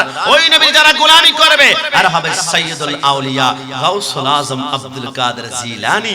একটু জবান খুলে বলে সুবহানাল্লাহ। আর না, গাউসুল আজম আর আমার নবীর ভিতরে কিন্তু মুনাসাবাত আছে, কিছু সম্পর্কের নিসবত আছে। বুঝবেন আপনি কেমন ভাবে? মনে করেন আমার নবী হয়েছিলেন আলমে আরোহা থেকে, রূহের জগৎ থেকে নবী নবী হয়েছেন। অনেকে আবার আমাদের চট্টগ্রাম নয় বাহিরের ডিস্ট্রিক্টের অনেকে বলে নবী নাকি 40 বছর আগে নবী ছিলেন না। মা আমেনা বলে রাসূল যদি 40 বছর আগে নবী না থাকে তো রাসূল আমার গর্বে, আমি রাস্তা দিয়ে হাঁটি, আমার পায়ের নিচে পাথর মোমের মতো গলে যায়, আমার পায়ের নিচে কঙ্কর মোমের মতো গলে যায়। বাংলাদেশে যারা বলে নবী 40 বছর আগে নবী ছিলেন না, মা আমেনা বলে তাহলে বল আমার পায়ের নিচে পাথর কেন গলে, আমার পায়ের নিচে কঙ্কর কেন মোমের মতো গলে? কারণ নবী আমার পেটে তখন নবী ছিলেন। এটা জবান খুলে বলে সুবহানাল্লাহ। মা আমেনা বলে আমি দেখলাম রাসূল দুনিয়াতে আগমন করে ডাইরেক্ট সিজদার মধ্যে পড়ে স্পষ্ট কেঁদেছে রব্বি হাবলি উম্মতি উম্মতি। উম্মতি শব্দের অর্থ হচ্ছে আমার উম্মত, উম্মতি অর্থ হচ্ছে আমার উম্মত, আমার উম্মত, আমার উম্মত। আমার উম্মত কে বলে? যিনি পয়গম্বর। আমার নবী যদি জন্মের সময় নবী না থাকতো, নবী কেন আমার উম্মত আমার উম্মত বললো? আমার উম্মত বলার মাধ্যমে প্রমাণ হয়ে গেল নবী জন্মের সময় পয়গম্বর হিসেবে দুনিয়াতে আগমন করেছে। একটু জবান খুলে বলে সুবহানাল্লাহ। আলমে আরোহা থেকে সাইয়্যিদুল আম্বিয়া তখন নবী, আর আমার যারা যার কদমে আমরা মুরিদ হয়েছি, যিনার আমরা ভক্ত হয়েছি, যার কদমে তরিকতের আমরা শরীয়ত তরিকতের আমরা ঝান্ডা নিয়েছি, ইনি হচ্ছেন সাইয়্যিদুল আউলিয়া গাউসুল আজম আব্দুল কাদের জিলানী। নবী আমার আলমে আরোহা থেকে সাইয়্যিদুল আম্বিয়া আব্দুল কাদের জিলানী, তিনিও আলমে আরোহা থেকে সাইয়্যিদুল আউলিয়া। একটু জবান খুলে বলে সুবহানাল্লাহ। আমার নবীর সাথে গাউসুল আজমের কেমন মুনাসাবাত জানবেন? নবী আমার বলেছেন কাআন্নামা আনজুরু ইলা কাফি হাযিহি, আমি রাসূলুল্লাহ হাতের তালুর মতো দুনিয়াটাকে দেখতে পাই। আমার গাউসুল আজম বলে আমি দেখতে পাই নাজারাতু ইলা বিলাদিল্লাহি জামান কাখরদালাতিন আলা হুকমিত তাসারিফ, আমি দেখতে পাই একটা সরিষার দানার মতো। বলুন তো হাতের তালু বড় নাকি সরিষার দানা বড়? সরিষার হাতের তালু বড়, সরিষার দানা ছোট। আপনাদেরকে মনে হতে পারে রাসূল যদি গোটা পৃথিবীকে হাতের তালুর মতো দেখে তাহলে গাউসুল আজম সরিষার দানার মতো মনে হয় গাউসুল আজমের পাওয়ার বেশি। আরে না, আপনি যে কোনো সরিষার দানা দেখতে হলে প্রথমে হাতের তালুর মধ্যে আনতে হবে। হাতের তালুর মধ্যে যদি আপনি সরিষার দানা দেখতে চান পুরোটা দেখতে পারবেন না, আপনি চারপাশের 3 ভাগ দেখতে পারবেন, আর 1 ভাগ আপনার হাতের তালুর নিচের মধ্যে ঢাকনা পড়ে যাবে। কিন্তু নবী আমার বলে হাতের তালু কেমন? হাতের তালুকে কে কখনো ঢাকনা দিতে পারবে? তাকালে গোটা পৃথিবী তুমি দেখতে পারবে। অনেকে বলে রাসূলকে তামাম দুনিয়া দেখে বিশ্বাস করি না। আমি বলি তুমি কোন অফিসে চাকরি করো, তুমি যে অফিসে চাকরি করো, তোমার সামনে পৃথিবীর একটা মানচিত্র থাকে। একজন মানুষ মানচিত্র বানিয়ে তোমার সামনে উপস্থাপন করে। তোমাকে যদি জিজ্ঞাসা করে বাংলাদেশ কোথায়, তুমি মানচিত্রটাকে ঢাকনা দিয়ে ঘুরাই বলো এইখানে বাংলাদেশ, এইখানে হচ্ছে ইউরোপ, এইখানে হচ্ছে রাশিয়া, এইখানে হচ্ছে আমেরিকা। আর তামাম দুনিয়ার একজন মানুষ একটা ম্যাপ বানালে গোটা পৃথিবী তোমার সামনে আসতে পারে। আর যিনি তামাম দুনিয়া বানিয়েছেন ওই আল্লাহ বন্ধুর সামনে তামাম দুনিয়াকে ওপেন করে দিয়েছেন। বলে সুবহানাল্লাহ। আমার গাউসুল আজম এমন একজন সত্তা ছিলেন সাধারণ মানুষ থেকে তিনি পর্যন্ত পুষ্ট হলে 14টা স্তর অতিক্রম করতে হয়। প্রথম মানুষ হতে হবে, তারপর মুসলমান হতে হবে, তারপর ইমানদার হতে হবে, তারপর মুত্তাকি হতে হবে, তারপর আউলিয়া হতে হবে, তারপর আকতাব হতে হবে, তারপর কুতুবুল আকতাব হতে হবে, তারপর গাউস হতে হবে, তারপর গাউসুল আজম হতে হবে। একটু জবান খুলে বলে সুবহানাল্লাহ। ওই গাউসুল আজমকে অনেকে আজকে মেনে নিতে পারে না, বলে গাউস হতে সাহায্য করে, আজম মানে মহান, মহান সাহায্য করে একমাত্র আল্লাহ। আরে না, গাউসুল আজম আল্লাহর নাম হতে পারে না। আল্লাহর 99টা নামের ভিতরে গাউসুল আজমকে তুমি দেখাতে পারবে? হুয়ার রহমান, হুয়ার রহিম, ওয়াল মালিক, ওয়াল কুদ্দুস, ওয়াস সালাম, ওয়াল মুমিন, ওয়াল মুহাইমিন, ওয়াল আজিজ, ওয়াল জব্বার, ওয়াল মুতাকাব্বির, ওয়াল খালিক, ওয়াল বারি, ওয়াল মুসাব্বির, ওয়াল গাফফার, ওয়াল কাহ্হার, ওয়াল ওয়াহ্হাব, ওয়াল রাজ্জাক, ওয়াল ফাত্তাহ, ওয়াল আলিম, ওয়াল কাবিদ, ওয়াল খাফিদ, ওয়াল রাফি, ওয়াল মুইজ, ওয়াল মুজিল, ওয়াস সামি, ওয়াল বাসির, ওয়াল হাকাম, ওয়াল ওয়াজিদ, ওয়াল মাজিদ, ওয়াল ওয়াহিদ, ওয়াল আহাদ, ওয়াস সামাদ, ওয়াল কাদির, ওয়াল মুকতাদির, ওয়াল মুকদ্দিম, ওয়াল মুআখির, ওয়াল আউয়াল, ওয়াল আখির, والظاهر والباطن والولي والمتعالي والتواب والضر والمنتقم والعفو وهو ملك الملك وهو ذو الجلال والإكرام والمفسد والباسط والغني والمغني والنافي والنور والهدي والبديع والرشيد والصبور وهو لا إله إلا الله। 93 নামের ভিতরে একটা গাউসুল আজম নাম দেখাতে পারবে না। আরে বোকা, গাউসুল আজম এটা নাম নয়, এটা পদবি। প্রধানমন্ত্রী এটা নাম নয়, এটা পদবি। প্রেসিডেন্ট এটা নাম নয়, এটা পদবি। মেয়র এটা নাম নয়, এটা পদবি। গাউসুল আজম এটা নাম নয়, এটা পদবি। আমার গাউসুল আজম যদি নামই হয়ে থাকে তো আল্লাহর কি নাম তোমাদের রাখা যাবে না? কারণ আল্লাহ সূরা হাশরের শেষে বলেছেন ওয়াল কুদ্দুস ওয়াস সালাম ওয়াল মুমিন ওয়াল মুহাইমিন। আল্লাহ বলে আমি কুদ্দুস, আমি মুমিন, আমি মুহাইমিন। আমাদের এলাকায় কত কুদ্দুস পাওয়া যায়, কত মুমিন পাওয়া যায়, কত মুহাইমিন পাওয়া যায়। আল্লাহর যে কোনো সিফাতে নাম রাখা যাবে, ওয়ার রহমান, রহিম, আব্দুল, কুদ্দুস, গাফুর, কিন্তু আল্লাহর একটা জাতি নাম রাখা যাবে না। ওইটা লাগলে কাফের, বেঈমান হয়ে যাবে। ওইটা হচ্ছে আল্লাহ। ডান হাত তুলে বলো ঠিক কি না? নারে তাকবীর, নারে রিসালাত, নারে গাউসিয়া। আজকে যারা গাউসুল আজমকে ফতোয়া দেয় রাখা যাবে না, এরাই কিন্তু দেখবেন সারা জীবন আমাদেরকে মাজার পূজারে বলে টোকা দিয়েছে। এরা দেখে এখন মন্দিরে গিয়ে মন্দিরে পূজা শুরু করে দিয়েছে। কথা বলা ঠিক কি না? আমার ভাইরা, আজকের প্রোগ্রাম থেকে আমি দেখলাম, আমার খুব কষ্ট লেগেছে। ধর্ম উপদেষ্টা একটা বক্তব্য দিয়েছে, শারদীয় দুর্গোৎসবে 4 কোটি টাকা বাজেট করা হয়েছে। আমার দুঃখ, আপনি কোন নবীর উম্মত? ওই নবীর মিলাদুন নবী উপলক্ষে আপনি 1,50,000, 10,000, 20,000, 1 টাকা আপনি বাজেট পেশ করতে পেরেছেন। মুসলমান পরিচয় না দেওয়াটাই আপনার জন্য উত্তম। কিন্তু আমরা সুন্নিরা আমরা বলি চারগজে দুর্গা পূজার শুভেচ্ছা যারা দেবে এরা মুসলমান থাকতে পারে না। এটা ফতোয়া অনুযায়ী নাজায়েজ, কারণ এদেরকে সমর্থন করা হচ্ছে। এই যে সাম্প্রদায়িক দেশ, হিন্দুদের মণ্ডপে পূজা করবে, কিন্তু মুসলমান হিসেবে গিয়ে আমাদেরকে মন্ত্র শিখায়, ধর্ম যার যার, উৎসব সবার না। এটা আমাদের ঈমান কিনার ট্যাবলেট ব্যবহার করছে। স্লোগান হবে ধর্ম যার, উৎসব সবার। দেশটা হচ্ছে ধর্ম যার, উৎসব তার, কিন্তু দেশটা হচ্ছে সবার। কথা বলো ঠিক কি না? আজকে মনে রাখতে হবে, আগে ঈমান আকীদা অটল রেখে তারপর দেশকে ভালোবাসুন। ঈমান আকীদা কুরবানি করে দেশকে ভালোবাসার মানে হচ্ছে ভণ্ডামি করা। বাংলাদেশে বর্তমানে ওরা ক্ষমতা যাওয়ার জন্য আজকে সে পূজা মণ্ডপের মধ্যে গিয়ে তারা ত্রিপিটক পাঠ করছে, গীতা পাঠ করছে। এরা চায় দুনিয়ার মসনদ ক্ষমতা, কিন্তু সুন্নিরা দুনিয়ার মসনদ ক্ষমতা চায় না। সুন্নিরা চায় সোনার মদিনাওয়ালা নবীর কদম। একটু জবান খুলে বলো সুবহানাল্লাহ। আর না, তোমরা আজকে মূর্তির সামনে যাও না, আমার রাসূল সরকারে মদিনা মূর্তির সামনে গিয়েছিল। তোমরা যাও মূর্তির সামনে গিয়ে প্রশংসা করো, তোমরা ঝুঁকে যাও, কিন্তু সরকারে মদিনা মূর্তির সামনে যখন গিয়েছিল কেমন ঘটনা ঘটেছে তুমি অবাক হয়ে যাবে। মাকামে নবুয়তের মধ্যে রেখে আবু জাহেল প্রত্যেকদিন বলে, মুহাম্মদ তুমি তো তোমার খোদাকে দেখো না, তুমি তোমার খোদাকে স্পর্শ করো না, আসো আমাদের খোদা লাত, মানাত, উজ্জা তুমি ঢুকলে দেখতে পারবা কি সুন্দর রঙের রঙিন করা হয়েছে। রাসূলুল্লাহ বলে না, রাসূলুল্লাহ বলে না, রাসূলুল্লাহ বলে না।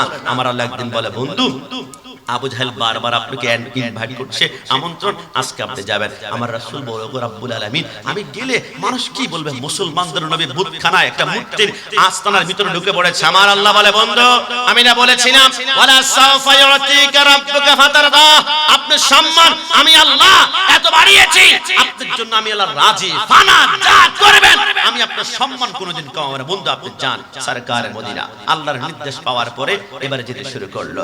সরকারে মদিনা বলেন, আমি দেখলাম আবু জাহেল যখন মূর্তিখানা বুতখানায় ঢুকলো, ঢুকার সাথে সাথে আবু জাহেল মূর্তির সামনে সিজদার মধ্যে পড়ে গেল। নবী আমার বলে, আশেপাশে কেউ আছে কিনা, আমাদেরকে দেখে কিনা? আবু জাহেল কিন্তু ইতিমধ্যে ডিক্লেয়ার করে দিয়েছে, মুহাম্মদ আজকে মূর্তিখানায় ঢুকবে, আসো তোমরা। সমস্ত হাজার হাজার মানুষ পিছনে, নবী আমার আল্লাহর প্রতি আত্মবিশ্বাস নিয়ে, ভালোবাসা মহব্বত নিয়ে মূর্তিখানা যখন ঢুকলো, আবু জাহেল মূর্তির সামনে সিজদা পড়ে, নবী ঢুকলো, সমস্ত মূর্তিগুলা রাসূলুল্লাহর সামনে নিজেই সিজদার মধ্যে পড়ে গেল। জোরে বলো সুবহানাল্লাহ। আবু জাহেল সিজদা করে আর মূর্তি সরকার মদিনার সামনে সিজদা করে। আজকে বর্তমান যারা ক্ষমতার জন্য এরা সারা জীবন বলেছে মাজার পূজারি, মাজার পূজারি, মাজার পূজারি, এখন তারা নিজেরা মন্দির পূজারি হয়ে গিয়েছে। সুন্নিরা দুনিয়ার ক্ষমতা চায় না, সুন্নিরা সরকার মদিনার প্রেমের বাগানের গোলামি চায়। একটু জবান খুলে বলো সুবহানাল্লাহ। এজন্য মাজার পূজারি বললে রাগ করা যাবে না? জবান খুলে রাগ করা যাবে না? না, আমরা সুন্নিরা মাজার পূজা করার জন্য আল্লাহর ওলিরা আসে নাই। আপনারা যোগ বিয়োগ করে দেখবেন, ক্লাস 9, 10 অথবা ইন্টারে যারা পড়েন, ইতিহাস পড়ে দেখবেন, এই দেশ ছিল বল্লাল সেনের দেশ, এই দেশ ছিল বিজয় সেনের দেশ, এই দেশ ছিল সূর্য সেনের দেশ। এই দেশের রাস্তার কোনায় কোনায় পূজা হতো, গাছের পূজা, মাছের পূজা, গরুর পূজা, গরুর প্রস্রাব পর্যন্ত পান করা হতো। শাহজালাল রাহমাতুল্লাহ আলাইহি চিন্তা করলো, না এইখানে পূজা চলতে দেওয়া যাবে না, এখানে সিজদা শিখাতে হবে। এইজন্য শাহজালাল রাহমাতুল্লাহ আলাইহি বাংলা জমিনে এসে প্রথম মসজিদ তৈরি করলেন আর শিখিয়ে দিলেন আল্লাহর ওলিদের মাজার হবে জিয়ারত আর মসজিদে হবে সিজদা। এইজন্য প্রত্যেকটা মাজারের পাশে একটা একটা মসজিদ রয়েছে। শাহজালাল মাজারের পাশে মসজিদ রয়েছে, আমানত শাহ মাজারের পাশে মসজিদ রয়েছে, শাহ মখদুম রূপসী বাংলার মাজারের পাশে মসজিদ রয়েছে, খুলনা খানজান আলী মাজারের পাশে মসজিদ রয়েছে, হবিগঞ্জ নাসিরউদ্দিন সিপাসালার মাজারের পাশে মসজিদ রয়েছে, গরিবুল্লাহ শাহ মাজারের পাশে মসজিদ রয়েছে, গাউসুল আজম মাঝবান্ডারের মাজারের পাশে মসজিদ রয়েছে, শাহিন শাহ সিরপুরের মাজারের পাশে মসজিদ রয়েছে, সারা বাংলা হুজুরের মাজারের পাশে মসজিদ রয়েছে, আমানত শাহ মাজারের পাশে মসজিদ রয়েছে, মোহসিন আলিয়া মাজারের পাশে মসজিদ রয়েছে, হযরতে গাজা গরিবের মাজারের পাশে মসজিদ রয়েছে, গাউসুল আজম মাজারের পাশে মসজিদ রয়েছে, শাহ মালিক কুতুবের মাজারের পাশে মসজিদ রয়েছে। আল্লাহর ওলিরা শিখিয়েছে জিয়ারত হবে মাজারে আর সিজদা হবে মসজিদে। ডান হাত তুলে বলো ঠিক কি না? এরপর নারে রিসালাত, ইহুদির দালালেরা হুঁশিয়ার, সাবধান। আমার ভাইরা, এজন্য আজকে থেকে মনে রাখবেন, মাজার পূজারি বলে আমাদেরকে যত টাকা দেখ, আমরা মাজার পূজা করি না, আমরা জিয়ারত করি। মাজার পূজারি তখন বলতে পারতা, যদি আল্লাহর ওলিকে খোদা মনে সিজদা করতাম, নাউজুবিল্লাহ। আমাদের প্রভু তো হচ্ছে একজন। কয়জন? একজন। এই আওয়াজে মানে না, সবাই জবান খুলে কয়জন? আমাদের প্রভু এক, এক নবীর উম্মত, জীবন বিধান এক, হয়ে শিবানী কোরআন। তবে কেন এক নও হে মুসলমান, এক হও, এক হও করিয়া হবান। বাইতুল্লাহ এক, মদিনা শরীফ এক, উহুদ পাহাড় এক, বদরের মাঠ এক, একটা তো জীবন আর মরণ তো একটাই, একসাথে মিলে মিশে একটাই প্রাণ। তবে কেন এক নও হে মুসলমান, এক হও, এক হও করিয়া হবান। আমাদের প্রভু এক। কজন কজন কজন? 7 আঙ্গুল উঁচু করে বলেন কয়জন? আমরা মাজার পূজা করি না। না, অনেকে বলবে সুন্নিরা মাজার ব্যবসায়ী। আমি প্রমাণ করতে পারবো সুন্নিরা মাজার ব্যবসায়ী নয়। সমস্ত মাজারের দান বক্সগুলা কন্ট্রোল করে তৌহিদি জনতা।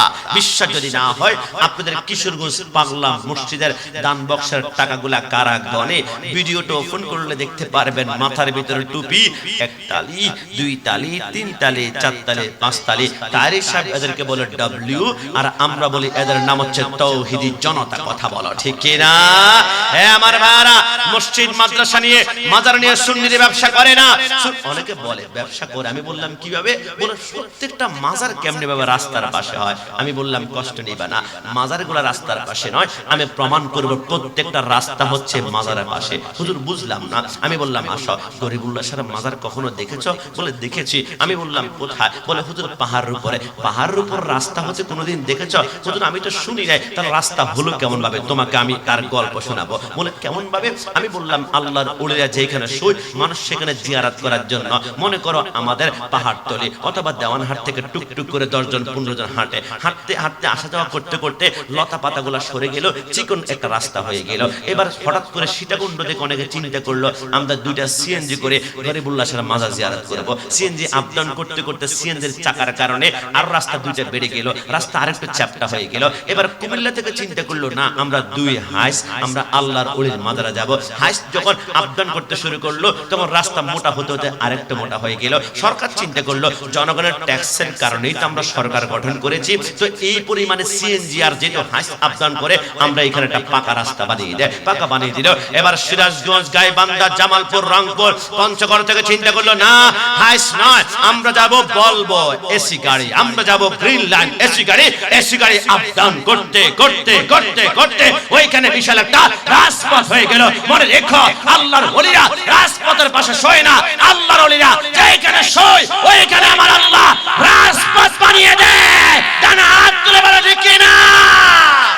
আল্লাহর ওলিদের বিরুদ্ধে আচরণ করবা তাহলে তোমাদের অবস্থা হবে নমরুদের মতো, তোমাদের অবস্থা হবে ফেরাউনের মতো। আর সুন্নিরা সারা জীবন রাজত্ব করবে। আরে সরকার পরিবর্তন হয়েছে, আমি তো কিছুদিন পূর্বে এক জায়গায় গিয়েছিলাম, আমাকে বলল সুন্নি লীগ। আমি বললাম কেন কি হয়েছে? বলে তোমরা আওয়ামী লীগের দালাল ছিলা। আমি বললাম মুখ সামলায় কথা বলবা। আজ থেকে 100 বছর আগে আওয়ামী লীগ ছিল না, বিএনপি ছিল না, জাতীয় পার্টি ছিল না, জামাত ছিল না, শিবির ছিল না, মসজিদ খালাফতে মজলিস ছিল না, ইসলামী আন্দোলন ছিল না, তখনও কিন্তু আহলে সুন্নাত ওয়াল জামাত ছিল।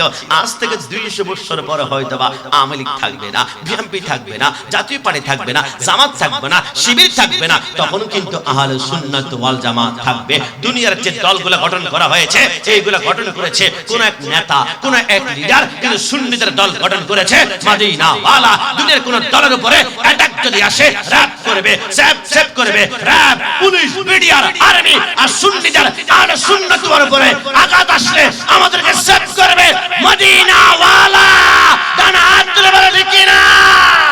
মুফতি গিয়াসউদ্দিন তাহেরি সাহেবের বিরুদ্ধে মামলা করা হয়েছে। এরা মনে করেছিল আমরা ভয় পাবো। আরে না, কারবালার জমিন থেকেই তো হুসাইনিরা আঘাত খেয়ে আসছে। হকের পক্ষে থাকলে হামলা হবে, মামলা হবে। তবে সুন্নিরা হামলা মামলার বদলতে হামলা করবে না, কারণ যাদের কলবে রাহমাতুল লিল আলামিন রহমত আছে এরা কখনো গাড়ি ভাঙচুর করতে পারে না। সুন্নিরা দলিল দেয় কোরআন হাদিস হতে, বাতিলরা বের হয় লাঠি নিয়ে হাতে। কথা বলো ঠিক না? সুন্নিরা দলিল দেয় কোরআন হাদিস হতে, বাতিলরা বের হয় লাঠি নিয়ে হাতে। হামলা করে, মামলা করে, করে হয়রানি। সুন্নিরা খায় বিরানি, বাতিলদের হয় সুলকানি। এই তাবারক কি আছে? আছে ও তাবারকের ব্যবস্থা যেটা দেখতে পাচ্ছে আজকে দিবে, দেখতে বিরিয়ানির মতো লাগলো, এটা কিন্তু বিরিয়ানি না। বিরিয়ানি তো পাওয়া যায় আগ্রাবাদ মোড়ে, হাজি বিরিয়ানি, কাচ্চি বিরিয়ানি, সুলতান ডাইন, মাজ্জান হাইলে আইফোন, নতুন একটা বের হয়েছে উরুস বিরিয়ানি। আমি 1 সপ্তাহ পূর্বে গিয়েছিলাম পটিয়া প্রোগ্রামে, আসার সময় শুনলাম মজ্জারটাক নাকি ওসমান এবং আকাশ উরুস বিরিয়ানি অনেক ট্রেন্ডিং এ আছে। আমি চিন্তা করলাম উরুস বিরিয়ানি একটু খেয়ে আসি, দেখি রাত 3টা বাজে জনগণ কম থাকবে। ওমা গিয়ে দেখি কম মাদ্রাসার 12 জন পোলা পাইন বসে বসে উরুস বিরিয়ানি খাচ্ছে। আমি বললাম দোস্ত উরুস তো মারো না, কিন্তু বিরিয়ানি যে খাচ্ছে হুজুর অনেক শুনেছি, ফেসবুকে দেখেছি। চিন্তা করলাম দিনের বেলা আসলে অনেকে টিটকারি মারে, ওহাবি বলে, রাতের বেলা গোপনে আসলাম। আপনার খপ্পরে পড়ে গেলাম, মানে এখন মাহফিলে 12টা বাজাবেন। আমি বললাম দোস্ত কষ্ট নিবা না, তুমি যে উরুস বিরিয়ানি খাচ্ছ এটা তো নাম দিয়েছে শুধুমাত্র, মশলা যদি আগে পরে কম বেশি পড়ে তাহলে ডায়রিয়া পেট খারাপও হতে পারে, কিন্তু প্রকৃত উরুস বিরিয়ানি খেতে হলে চট্টগ্রাম জামিয়া আহমদিয়া সুন্নি আলিয়ার ময়দানে চলে যাবা, যদি সময় পাও মাঝবান্ডার দরবার শরীফ চলে যাবা। কসম খোদার ওই তাবারক যদি একবার তুমি উরুস বিরিয়ানি খাও জীবনে কোনোদিন ক্যান্সার, আলসার, টাইফয়েড হবে না, মৃত্যু ছাড়া যে কোনো রোগকে ভালো করবে আমার আল্লাহ। ডান হাত তুলে বলো ঠিক না? সুন্নিরা খাই বিরানি বাতিলদের হয় সুলকানি, সুন্নিরা খায় তাবারক বাতিলেরা খায় ডাল পানি, সুন্নিরা ওলিদের জিয়ারতে যায় বাতিলরা ওলিদের মাজার ভাঙতে ছাড়া না। তুলে বলে ঠিক না? সুন্নিরা ওলিদের জিয়ারতে যায় বাতিলরা ওলিদের মাজার ভাঙতে চায়। সুন্নি কি বুঝবে তুমি কবরে খাবে যখন ফেরেশতাদের পিটানি। সুন্নিরা খায় বিরানি অনেক সুন্নিরা খায় বিরানি বাতিলেরা খায়। না না না, আমরা আপনি কি মনে করছেন আমি কি ওদেরকে খুব মানে হিট করার জন্য বলছি না? আপনি কল্পনা করে দেখুন, সুন্নিরা মানুষ মারা গেলে 4 দিনের ফাতিহা করে, একটা গোষ্ঠীর ডেগ মেজবানি সুন্নি এতিমখানা হেফজখানা পাঠিয়ে দেয়। সুন্নিরা মানুষ মারা গেলে 40-এর ফাতিহার আয়োজন করে, একটা পাতিল সুন্নি হেফজখানা এতিমখানা পাঠিয়ে দেয়। সুন্নিরা মানুষ মিলাদুন নবী করে, একটা ফাতিল সুন্নি হেফজখানা এতিমখানা পাঠিয়ে দেয়। সুন্নিরা উরুস করে, একটা পাতিল আমরা সুন্নি হেফজখানা এতিমখানা পাঠিয়ে দেয়। এইজন্য সুন্নিদের যে কোনো হেফজখানা এতিমখানা 7 দিনের 7 দিন, এক হয় মেজবানি, না হয় বিরানি, না হয় আপনি শুধু পিআইপি খাওয়া। আর বাতিল্লা 4 দিনা মানে না, উরুস মানে না, 40 মানে না, এরা মিলাদুন নবী মানে না, এদের মাদ্রাসায় শুধু ডালের পানি আর ডালের পানি। কথা বলা ঠিক? আমি জিজ্ঞাসা করলাম দোস্ত মিলাদুন নবী তুমি ফাতিহা কেন মানো না? হুজুর ফাতিহা নবীর যুগে নাই, 40 নবীর যুগে নাই। আমি বললাম আর কি? বলে হুজুর মিলাদুন নবী নবীর যুগে নাই। আরে কেন তুমি মানো না? বলে বিদআত নাজায়েজ কেন? বলে নবীর যুগে ছিল না। আমি বললাম তুমিও তো নবীর যুগে ছিলে না, তাহলে তুমিও কি নাজায়েজ সন্তান নাকি? কথা বলা ঠিক না? আজকে থেকে মনে রাখবেন বিসমিল্লাহ বলে যে খাবার আপনি শুরু করবেন, বিসমিল্লাহ বলার সাথে সাথে শয়তান ওই খাবার ধরে না। আর বিসমিল্লাহির রহমানির রহিম বলে সূরা ফাতিহা বলে যখন ফাতিহা দিবেন তখন শয়তান রূপী ওহাবিরও এই খানা খেতে চায় না। কথা বলো ঠিক না? এই জন্য আমরা আজকে থেকে যে কোনো খাবারের প্রথমে বিসমিল্লাহির রহমানির রহিম বলে, এবং যদি পারেন আর একটু সময় থাকে সূরা ফাতিহা তেলাওয়াত করে তারপর খাওয়ার চেষ্টা করব। খাবারের ভিতরে বরকত দিবেন কে? আল্লাহ। আর একটু জবান খুলে কে? আর একটু আওয়াজ দিয়ে বলতে হবে কে? আল্লাহ। ও গো আল্লাহ ক্ষমা করে দাও, মাফ করে দাও। মহিউদ্দিন কই? মহিউদ্দিন যেখানে থাকো এখানে আসো। আল্লাহ ও গো আল্লাহ একসাথে আল্লাহ ও গো আল্লাহ ক্ষমা করে দাও, মাফ করে দাও, ক্ষমা করে দাও, মাফ করে দাও। 60বার মতন একসাথে আল্লাহ ও গো আল্লাহ ক্ষমা করে দাও, মাফ করে দাও, ক্ষমা করে দাও, মাফ করে দাও। রব্বুল আলামিন মৃত্যুর আগ পর্যন্ত এই দেহে তার একটা প্রশ্ন এখানে লাগাইস। এখন তুমি কি ওয়াবি না শুননি? সত্যি নেই কি ঠান্ডা শুনি না গরম শুনি? তো মাশাআল্লাহ সবাই জবান খুলে বলে মারহাবা, সবাই জবান খুলে বলে মারহাবা। না সেইখানে বসে বসে যা দেখছি নবীর প্রেমের কথা বললে মাঝে মাঝে জোশ উঠে যায়, প্রেম মোহাব্বত তৈরি হয়ে যায়। এই জন্য আমি তাকে স্যালুট দিচ্ছি। তবে দাঁড়ি মুখের ভিতর রেখেছে সেই জন্য এটাও তাকে ধন্যবাদ দিচ্ছি, কারণ রসুলকে শুধু মুখে ভালোবাসলে হবে না। রসুল সরকারে মদিনাকে মোহাব্বতের অন্যতম একটি আলামত হচ্ছে মুখের ভিতরে দাঁড়িয়ে রাখবেন। এটা সরকারে মদিনার সুন্নাত। দেখুন বিদাত শব্দের অর্থ হচ্ছে নতুন আবিষ্কার। বিদাত দুই প্রকার, একটা হচ্ছে সাইয়া, একটা হচ্ছে হাসানা। সাইয়া শব্দের অর্থ হচ্ছে খারাপ বিদআত, যেটা নতুন আবিষ্কার করতে সিনেমা হল রাসূলের যুগে ছিল না, এখন সিনেমা হল আবিষ্কার করা হয়েছে, পাপ জুলুম করা হয়। আবার বিদআতে হাসানা মানে রাসূলের যুগে কোরআন শরীফ এরকম আমাদের 30 পারা কিন্তু ছিল না, রাসূলের যুগের পরে 30 পারা হয়েছে। কোরআন শরীফের এই যে 30 পারা করা, এটা হচ্ছে বিদআত, এটা বিদআতে হাসানা। 30 পারা যদি একসাথে না করতাম আমরা কি কোরআন শরীফ একসাথে পড়তে পারতাম? আবার হাজ্জাজ ইবনে ইউসুফের জামানায় এই কোরআন শরীফের ভিতরে জের জবর হরকত সাকিন এগুলো কিছুই ছিল না, পরবর্তীতে এগুলো দেওয়া হয়েছে। যারা আজকে বিদআত বলতে চায় আমি তার থেকে জবর জের পেশ কেটে ফেলবো, বলবো তুমি এবার পড়ো, কোরআন শরীফের সূরা ফাতিহা সে পড়তে পারবে না। এই জন্য যে কোনো ভালো বিদআত যেটা, এটাকে হাসানা বলা হয়। সরকারের মধ্যে মিলাদুন নবীতে আমরা কি নাচ করি, নাকি ডেক্সেট বাজাই, নাকি গান? না, আমাদের মিলাদুন নবীর জোয়ারে আমরা নাত রাসূল পরিবেশন করে। সরকারের মধ্যে মিলাদুন নবী আমরা কোনোদিন বলি নাই ফরজ, ওয়াজিব, সুন্নাত, আমরা বলেছি মুস্তাহাব, করলে সওয়াব রয়েছে, না করলে গুনাহ নাই। কিন্তু যখন বিদআতের ফতোয়া লাগাবা করা যাবে না, তা বুঝতে হবে এটা দুশমনে গাদ্দার রাসূল কথা বলা, ঠিক না? মিলাদুন নবী কিয়ামত পর্যন্ত চলবে। প্রথমে বলেছিলাম জব তলক ये चांद तारे झिलमिलाते जाएंगे तब तलक जश्न विलादत हम बनाते जाएंगे। तब मिलादुन नबी সহ্য তারা করতে পারবে না। নিসারে তেরি চহল পহল पर हजारों ईदे रबीउल अव्वल सवा इब्न सकी जहां में सभी तो खुशियां मना रहे हैं। রাসূলের মিলাদুন নবীতে तमाम দুনিয়া খুশি, একজন মাত্র কান্না করেছিল। ওয়াসাহা শাইতানু লানাতুল্লাহু আলা জাবাল আবি কুবাস, আবু কুবাস নামক পাহাড়ে শয়তান কান্না করেছিল। কি রে ইবলিস, কেন কান্না করা?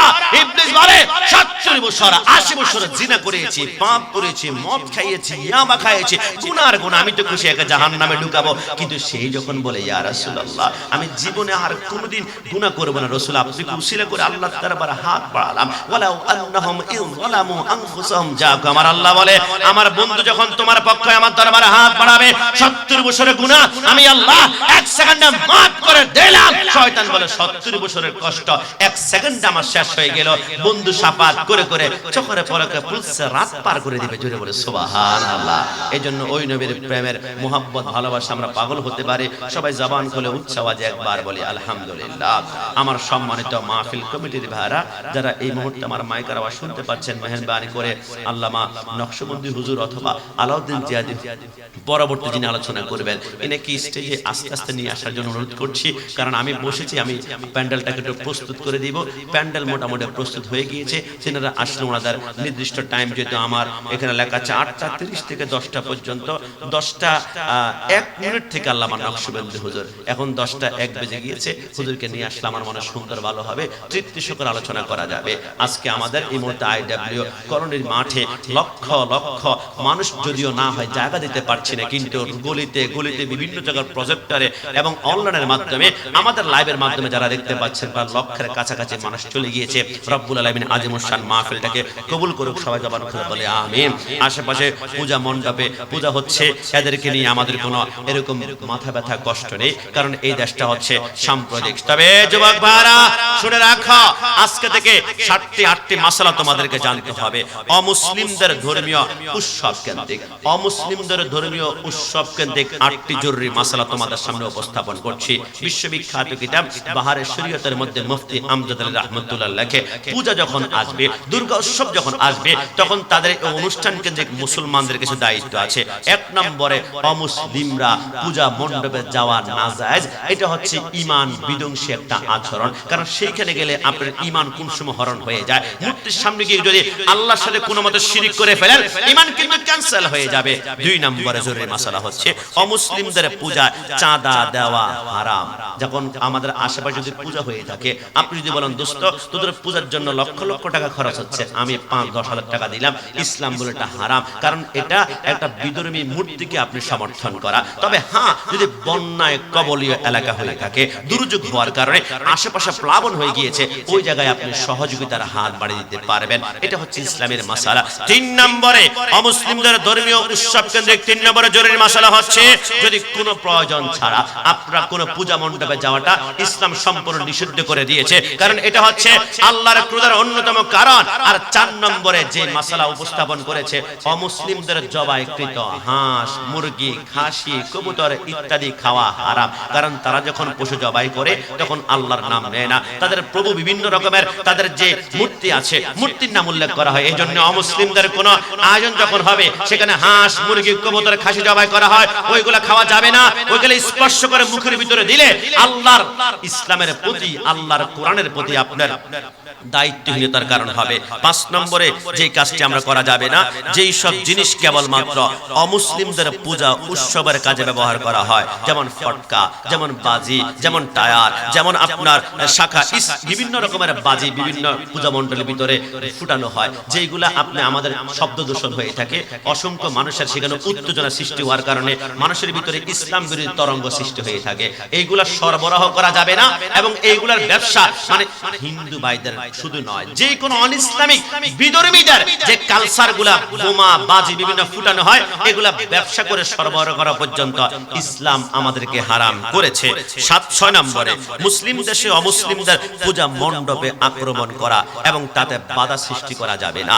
7 নম্বরে বিধর্মীদের পূজা অনুষ্ঠানে কোরআন তেলাওয়াত করা। বর্তমান যেটা অসংখ্য দল করছে, এরা ইসলামের লেবাস লাগিয়ে পূজা মণ্ডপের ভিতরে গিয়ে সূরা ফাতিহা তেলাওয়াত করছে, আবার সেখানে গিয়ে মূর্তির প্রশংসা করছে, সাথে সাথে আল্লাহর প্রশংসা করছে। না, একজন মুসলমান যখন আপনি হবেন, আপনি আকীদা এবং ঈমানকে সেট করে তারপর দেশের সাম্প্রদায়িকতা ভালোবাসতে হবে। ঈমান আকীদা কুরবান দিয়ে যারা দেশকে ভালোবাসতে চায় এরা হচ্ছে সংসদের পাগল, এরা ক্ষমতার পাগল। ডানা হাত তুলে বলা ঠিক কিনা? 7 নম্বরে বিধর্মীদের অনুষ্ঠানে কোরআন তেলাওয়াত করা, গজল পরিবেশন করা যাবে না। যদিও গত বছর আমরা দেখেছি সেইখানে বাংলাদেশের অসংখ্য পূজা মণ্ডপে গজল পরিবেশন করা হচ্ছিল। ইসলাম এটা সমর্থন করাটা সম্পূর্ণ হারাম। এবং 7 নম্বরে দেবদেবের গুণ কীর্তনমূলক কিংবা ধর্মীয় প্রশান্তিমূলক বিবৃতি দেওয়া যাওয়া কুপর এবং সেটা ইসলাম বিরোধী। ওই যে মূর্তির সামনে গিয়ে আমরা কোন মূর্তির কি প্রশংসা, গীতার ভিতরে কি লেখা আছে, রামায়ণের ভিতরে কি লেখা আছে উল্লেখ করা, এগুলা করা যাবে না। 1 নম্বরে মুসলমান মানবিকতার খাতিরে, মোহাব্বতের ভালোবাসা, সাম্প্রদায়িকতার খাতিরে লাম ইয়ালিদ ওয়া লাম ইউলাদ, দুনিয়া জমিনে একটার সাথে আল্লাহর একাত্মবাদ বিশ্বাস করে আল্লাহ জন্মগ্রহণ করে না, আল্লাহ জন্ম দেয় না, এই সূরা ইখলাসের একাত্মবাদ অন্তরের ভিতরে নিয়ে পুরো পূজা মণ্ডপে যাওয়া ইসলাম মুসলমানদের জন্য কখনো সমর্থন করতে পারে? একটু জবান খুলে বলেন পারে? আর বর্তমানে মুসলমানদেরকে কলঙ্কিত করার জন্য একটি দল উঠে পড়ে লেগেছে। এরা কথায় কথায় পূজা মণ্ডপে ঢুকে যাচ্ছে। এরা সারা জীবন আমাদেরকে মাজার পূজারি বলেছে, এখন নিজেরাই মন্দিরে পূজারি। এরা মিলাদ শরীফ করে না, এরা যায় পূজা মণ্ডপে, এরা তাবারুক খায় না, এরা খায় প্রসাদ। এরা বাংলাদেশে ইসলাম প্রতিষ্ঠা করতে চায় না। এদের হাতে যদি কোনো মতে বাংলাদেশে একবার ইসলাম প্রতিষ্ঠার নামে সংসদে যায়, কসম খোদার ইসলাম প্রতিষ্ঠার নামে এরা এই দেশে জঙ্গিবাদের আস্তানা বানিয়ে ছাড়বে। ডানা তুলে বলা ঠিক কিনা? এই বাতিলের কাছে কখনো দেশ হেফাজত করতে দেওয়া যাবে? আহলে সুন্নাত ওয়াল জামাত একমাত্র শান্তির প্রিয় দল। 1450 বছর ধরে আজ পর্যন্ত কোনো কলঙ্কের দাগ নাই। সরকার পরিবর্তন আসবে, সরকার যাবে, সুন্নিরা ফল্টিবাজি করবে না, কারণ এরা তৌহিদি জনতা নয়। আপনি কি জানেন তৌহিদি জনতা এরা কত বড় গিরগিটি পল্টিবাজ? রাসূলুল্লাহর জামানায় এদের নাম ছিল মুনাফিক, এরপর নাম পরিবর্তন করে তাবিদের জামানায় নাম দিয়েছে খারেজি, এরপর নাম পরিবর্তন করে তাবিদের জামানায় নাম দিয়েছে রাফিজি, এরপর নাম পরিবর্তন করে নাম দিয়েছে ওহাবি, এরপর নাম পরিবর্তন করে নাম দিয়েছে তাবলীগ জামাত। বর্তমানে চিন্তা করছে সব জায়গায় কলঙ্ক আর কলঙ্ক, এখন নতুন করে নাম দিয়েছে তাওহীদি জনতা। এদেরকে চিনার 5টা আলামত বলে দিয়ে যায়। 1 নম্বরে টঙ্গীর ইজতেমায়ে খুন, 2 নম্বরে মসজিদের ভিতরে সহবাস, 3 নম্বরে মাদ্রাসায় বলাৎকার, 4 নম্বরে মাজার ভাঙচুর, 5 নম্বরে কথায় কাজে উগ্রতা। এদের নাম হচ্ছে তাওহীদি জনতা। ডানা হাত তুলে বলো ঠিক কিনা? কিন্তু সুন্নি কারা? রাসূলের জামানায় ছিল আহলে সুন্নাত ওয়াল জামাত, তাবিদের জামানায় আহলে সুন্নাত ওয়াল জামাত, তাবিদের জামানায় আহলে সুন্নাত ওয়াল জামাত, গাউসুল আজমের জামানায় আহলে সুন্নাত ওয়াল জামাত, খাজা গরিবের জামানায় আহলে সুন্নাত ওয়াল জামাত, শেরে বাংলার জামানায় আহলে সুন্নাত ওয়াল জামাত। আজকের দিনে আহলে সুন্নাত ওয়াল জামাত, কিয়ামত পর্যন্ত আহলে সুন্নাত ওয়াল জামাত থাকবে। আমাদের উপর হামলা আসবে, ওয়ালা নাবলুওয়ান্নাকুম বিশাইয়্যিন মিনাল খাউফ ওয়াল জু'ই ওয়া নাকসিম মিনাল আমওয়ালি ওয়াল আনফুস আনফুসি ওয়াস সামারাত, হকের উপরে থাকলে মাঝে মাঝে সন্তান নিয়ে যাওয়া হবে, হকের উপরে থাকলে মাঝে মাঝে ক্ষুধার যন্ত্রণা চিৎকার করবেন। হুসাইন হকের উপরে ছিল, নামাজ পড়েছে, সেইটা করেছে, তারপরে পানি নাই, তারপরে খাবার নাই। আল্লাহ বলে হকের উপর থাকলে তোমাদের উপরে মুসিবত আসবে, সবর করো, ইন্নাল্লাহা মা'আস সাবিরিন, সবরকারীর সাথে আমি আল্লাহ আছি। মনে রেখো, আহলে সুন্নাত ওয়াল জামাত করতে হলে বদনাম তোমাকে মাথায় দিতে হবে, কিন্তু সুন্নিদের ঈমান কেউ জীবনে কোনোদিন কিনতে পারে নাই। আমার ভাই হালিম লিয়াকত তারা শহীদ করেছে, ঈমান কিনতে পারে নাই। আমার ভাই আল্লামা বাকিবিল্লাহ জালালি রাহমাতুল্লাহ আলাইহি তারা ঈমান কিনতে পারে নাই। আমার ভাই শাইখ নুরুল ইসলাম ফারুকীকে তারা জবাই করে শহীদ করেছে, ঈমান কিনতে পারে নাই। আমার ভাই রইসুদ্দিনের মুখ থেকে পানির বোতল তারা কেড়ে নিয়েছে, ঈমান কিনতে পারে নাই। মনে রেখো, সুন্নিদের ঈমান কিনা যায় না। সুন্নিরা জন্মের পরে এক জায়গায় বিক্রি হয়ে গিয়েছে, ওইটা হচ্ছে মদিনাওয়ালার কদম। ডানা হাত তুলে বলো ঠিক কিনা? নারে তাকবীর, নারে রিসালাত, জশ্নে জুলুসে ঈদে মিলাদুন নবী। ইহুদির দালালেরা, বাতিলের দালালেরা এই তো ডেঞ্জারাস স্লোগান দেওয়া শুরু করছে। আসলে কিন্তু জায়গা মতো টাচ করছে, বুঝেন না? ইহুদিদের আক্রমণ থেকে ভয় না করে আমরা দেখেছেন বাংলাদেশ থেকে অসংখ্য কান্ট্রি থেকে অসংখ্য ভাইরা আমাদের ফিলিস্তিনের দিকে গাজার উদ্দেশ্যে বিভিন্ন রকমের জাহাজ নিয়ে ঢুকে পড়েছিল। তারা ইহুদিরা মুসলমানদেরকে আক্রমণ করবে, তবে ইহুদির দালালেরা হুঁশিয়ার সাবধান কথাটা বলছে, এটা মিথ্যা নয়। কারণ ইহুদিরা চিন্তা করলো মুসলমানদের যে ইমানে পাওয়ার, ইমানের শক্তি, এটা বুলেট দ্বারা কখনো কেনা যাবে না। এটা দুনিয়ার বোমা ফেলেও এদেরকে ইমান। আপনি কি দেখেছেন বাংলাদেশে অসংখ্য নবী প্রেমিকরা আছে, এর নবীর বিরুদ্ধে কথা বললে রাস্তার মধ্যে এরকম বুক ফেলে দাঁড়িয়ে যায়, বুলেট মারো, কাদান গ্যাস মারো, কলিজা দিয়ে ফেলবো। যারা জানে বুলেট দিয়ে মুসলমানদের ইমান কিনা যাবে না, তো এই মুসলমানদেরকে ধ্বংস করতে হলে মুসলমানদের ভিতরে গ্রুপিং সৃষ্টি করতে হবে। কি করতে হবে? আগে তো 20 রাকাত তারাবি হচ্ছে, এখন 20 নয়, এখন 8 রাকাত নতুন একটা তারাবি বের করতে হবে। মসজিদের ভিতরে 2 গ্রুপে মারামারি করবে, অস্ত্র দরকার নাই, এরা নিজেরা মারামারি করে শেষ হয়ে যাবে। আর সেই জন্য আহলে হাদিস নামে একটা সম্প্রদায় বাংলাদেশে এখন উগ্রবাদী হয়ে ছড়িয়ে যাচ্ছে। বিশ্বাস করেন, এরা জানে টাই প্যান্ট শার্ট পরে মসজিদে ঢুকলে এরা বলবে ইহুদির দালাল। এরা চিন্তা করলো না, আমরা টাই প্যান্ট, নারায়ে তাকবীর, আরে আওয়াজটা, নারায়ে তাকবীর, নারায়ে রিসালাত, নারায়ে গাউসিয়া, আহলে সুন্নাত ওয়াল জামাত, আল্লামা নকশবন্দি মাদ্দাজুল্লাহ আলী সাহেবের আগমন, ফিলিস্তিনি সফর সঙ্গী ভাই মহোদয়ের আগমন, নারায়ে তাকবীর, নারায়ে রিসালাত, নারায়ে গাউসিয়া। থেকে লাল গোলাপ শুভেচ্ছা। নারায়ে তাকবীর, আল্লাহু আকবার, নারায়ে রিসালাত, ইয়া রাসূলুল্লাহ, নারায়ে গাউসিয়া, ইয়া গাউস জান্নাত থেকে নকশবন্দি হুজুরের আগমন, শুভেচ্ছার স্বাগতম।